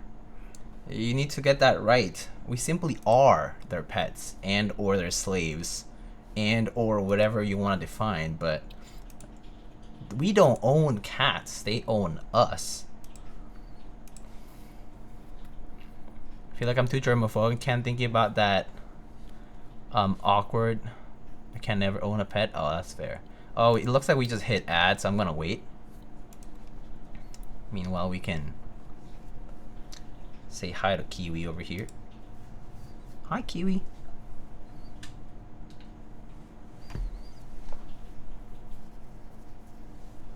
He's chonky like from here, from this angle. Chunky boy.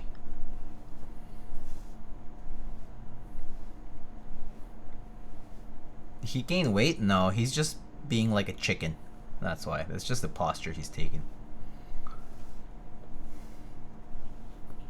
Is that color too tight for him? It's fine.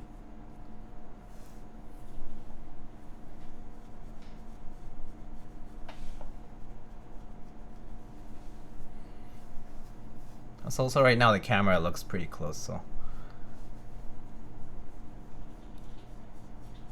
Alright, the ad is done. So let's try again. How do I type on this? One hand typing? Or two hand typing? Oh, sorry, Kiwi. Okay, maybe like this? Like this? Like this. Okay, that works. Do the Fiskars thing? Difficult. I suck at that. Alright, let's try this. It's now gasket mounted. Okay, Kiwi, will you approve of this board? Alright, here we go, friends.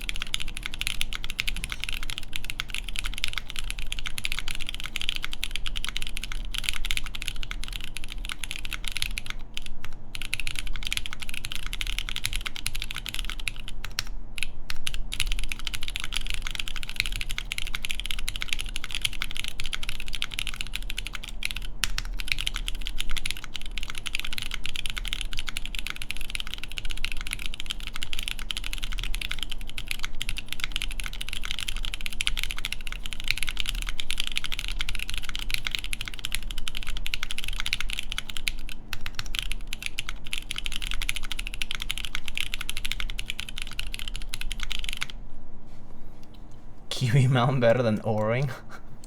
It is because Kiwi is here. I think it sounds better than top. It's definitely softer than top. So like definitely a bit more muted than top mount. All right, here are the mods.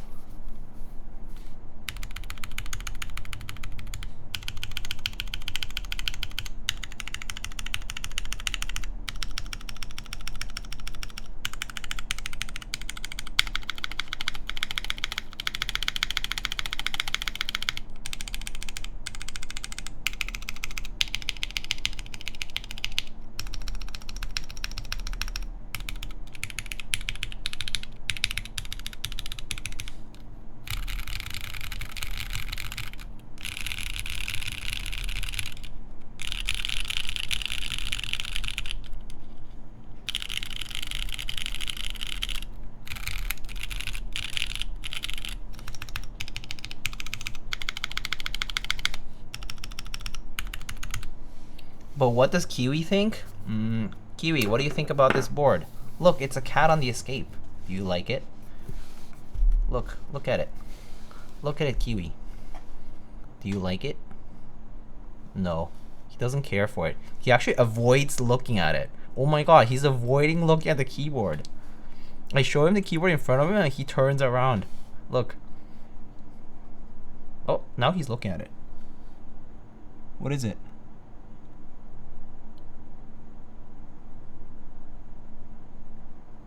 Oh, what is it? Oh, okay. I'll stop harassing you.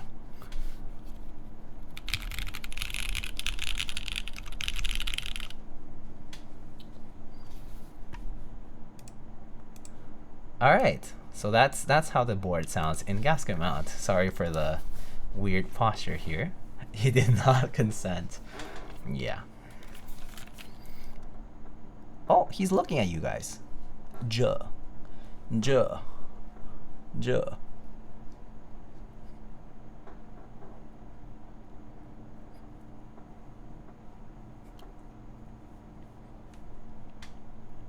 Kiwi, come on. Joe with us. Joe.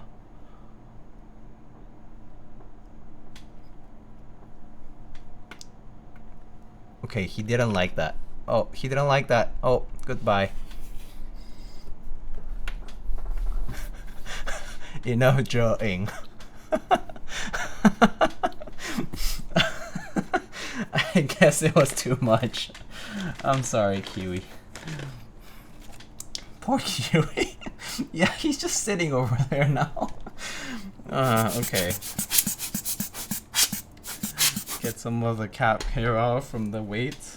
Wipe it down a little. And yeah, sure, I can show you the 360, so to speak, of the board. Me like.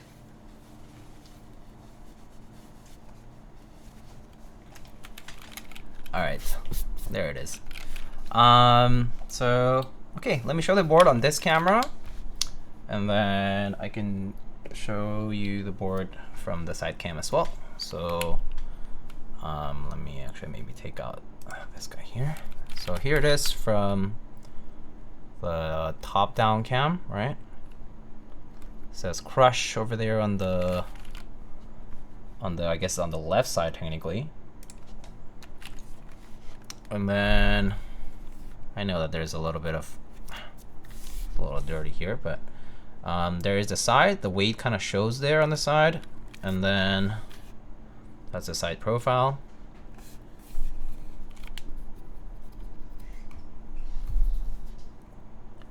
Just like fur everywhere now. And then there's a top. There's a top.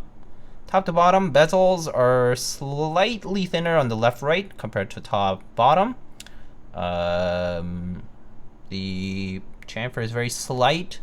The blocker has a little bit of curvature to it, not completely sharp. Actually pretty nicely spaced. Everything is nicely spaced for the case. I think it's pretty nicely done. Nice and tight on the keycaps. So it looks pretty good from the top too. And then here from the back, here's the board from the back. Just has a centered USB-C port here. And yeah. And now from the side, I can show you. There it is.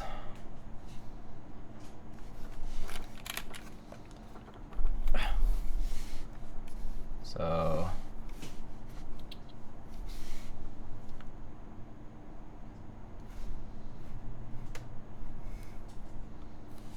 there it is. It's a very soft lilac with GMK Symbiote. Looks pretty good. The late European thanks you. I see. Hello, hello. You're up late for sure. It's pretty late here for the US too, so. It's a nice looking board. Nice looking board. Krush over there on the right, or I guess left of the board. And the weight is pretty sizable. Yeah, a fingerprint magnet for sure. This will be like super easy to scratch / hard to maintain clean. But yeah, pretty much a mirror, right? So handsome man, no way. Ain't no way. But yeah. That's what it is.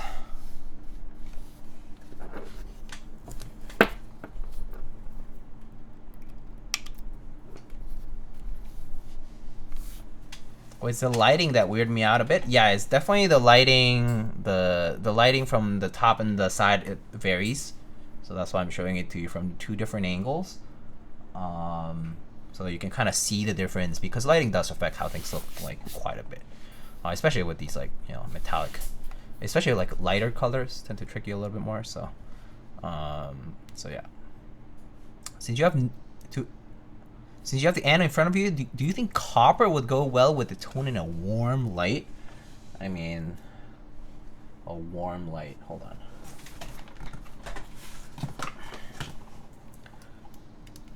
Is this warm-ish? Just a little less. I mean, hold on. This is kind of warmer. Okay, so I'm gonna turn this light off for a bit. But in a warm light, like this is obviously like too dark. But like in a warmer setting, it will kind of like change the tone of the color a bit. So like a copper weight with this color, I would say like it will. I do think the stainless here is probably the better color choice for this lilac. Copper would actually, I mean, would have like a much bigger contrast. It would look more like a brownish tone, especially in warmer lighting. And so, like, it also depends on what you decide to pair with. For example, like maybe the keycap set. Like if it's something like beige, something that's neutral, then a copper weight will work fine for it, right?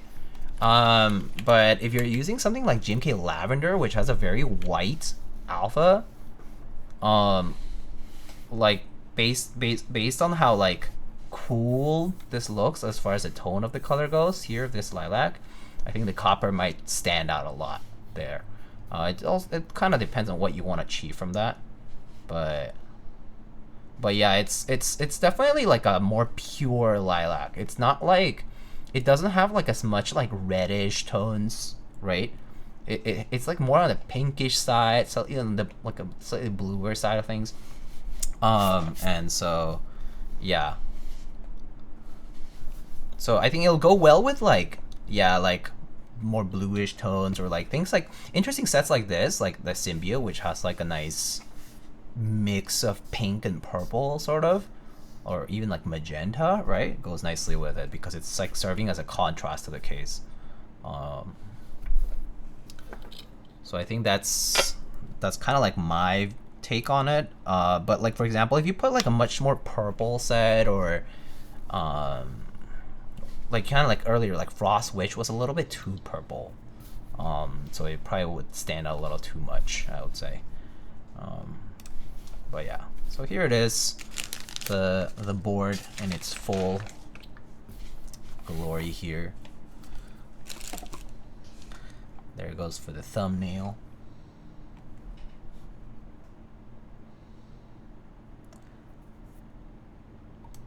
All right, so yep, there it is. Here the board again from the top view.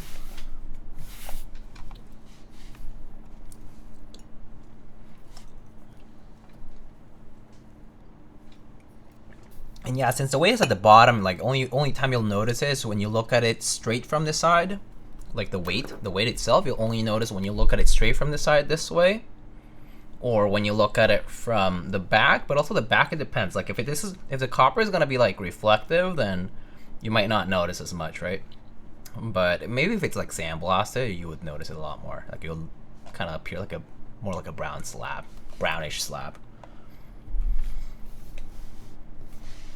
The lilac could be such a nice soft frame for Peach Blossom. Oh, that could work actually, yeah. I think Peach Blossom might be on the more pink side, but yeah, it still would work. All right, probably should wrap it up there, but let me know if you guys have any questions. Let me see if anybody is streaming at the moment. I see Kim is. The Manic Geek as well. See a few of the artists I follow. I think Keyword People, I think Kim might be the only person right now. Oh, as well as the Manic Geek. Alright. I think I'm gonna wrap it up here. It's been 2 hours and some, not bad. But that's pretty much the Krush65. Overall, I think this for 135 or 130-ish or however much. Let me double check the page actually. It's Krush65. Let's see, pricing. Pricing starts at 135 for aluminum weight and PCB, 149 for copper, brass weight and PCB, and 175 for stainless steel PVD or stainless steel machine mark with PCB. So basically anywhere from 135 to 175 plus shipping. So let's say 200, let's say anywhere from like 180 to 220 or so. But give or take 40, 50 bucks for shipping, let's say. Overestimated. Pretty good. Really good, nice pricing. You do get the option to choose like different kinds of plates. Like there's like CF plate, FR4, POM, aluminum. And then there's also soldered and hot swap PCB. There's like almost 10 different colors, including polycarb. So quite a few options here. And I think for the pricing, this is really nice board. How does it compare to a Neo 65 in terms of acoustics? I don't know because I haven't tried the Neo 65 for myself. I tried the Neo 80, which I enjoyed a lot, but I didn't check the Neo 65, so I can't really tell you. I think a good person to ask might be Alex. Alex Otos does a lot of content, and he also did both the Neo 65 as well as the Krush. So you could maybe shoot him a question too about it too.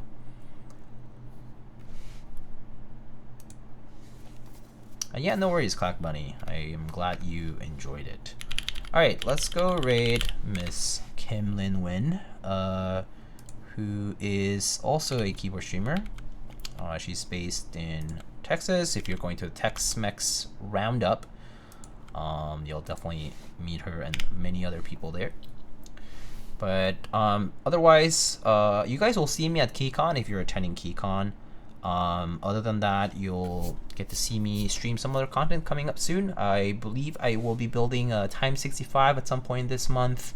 I should have some other builds coming up for other clients.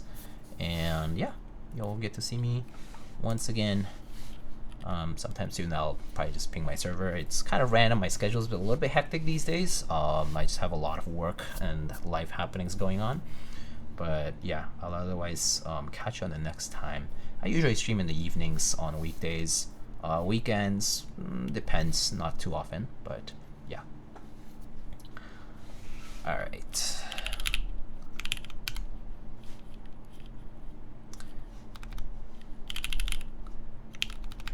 All right, let's go shoot over a raid, and I'll see you guys later. Take it easy, and good night. Bye-bye.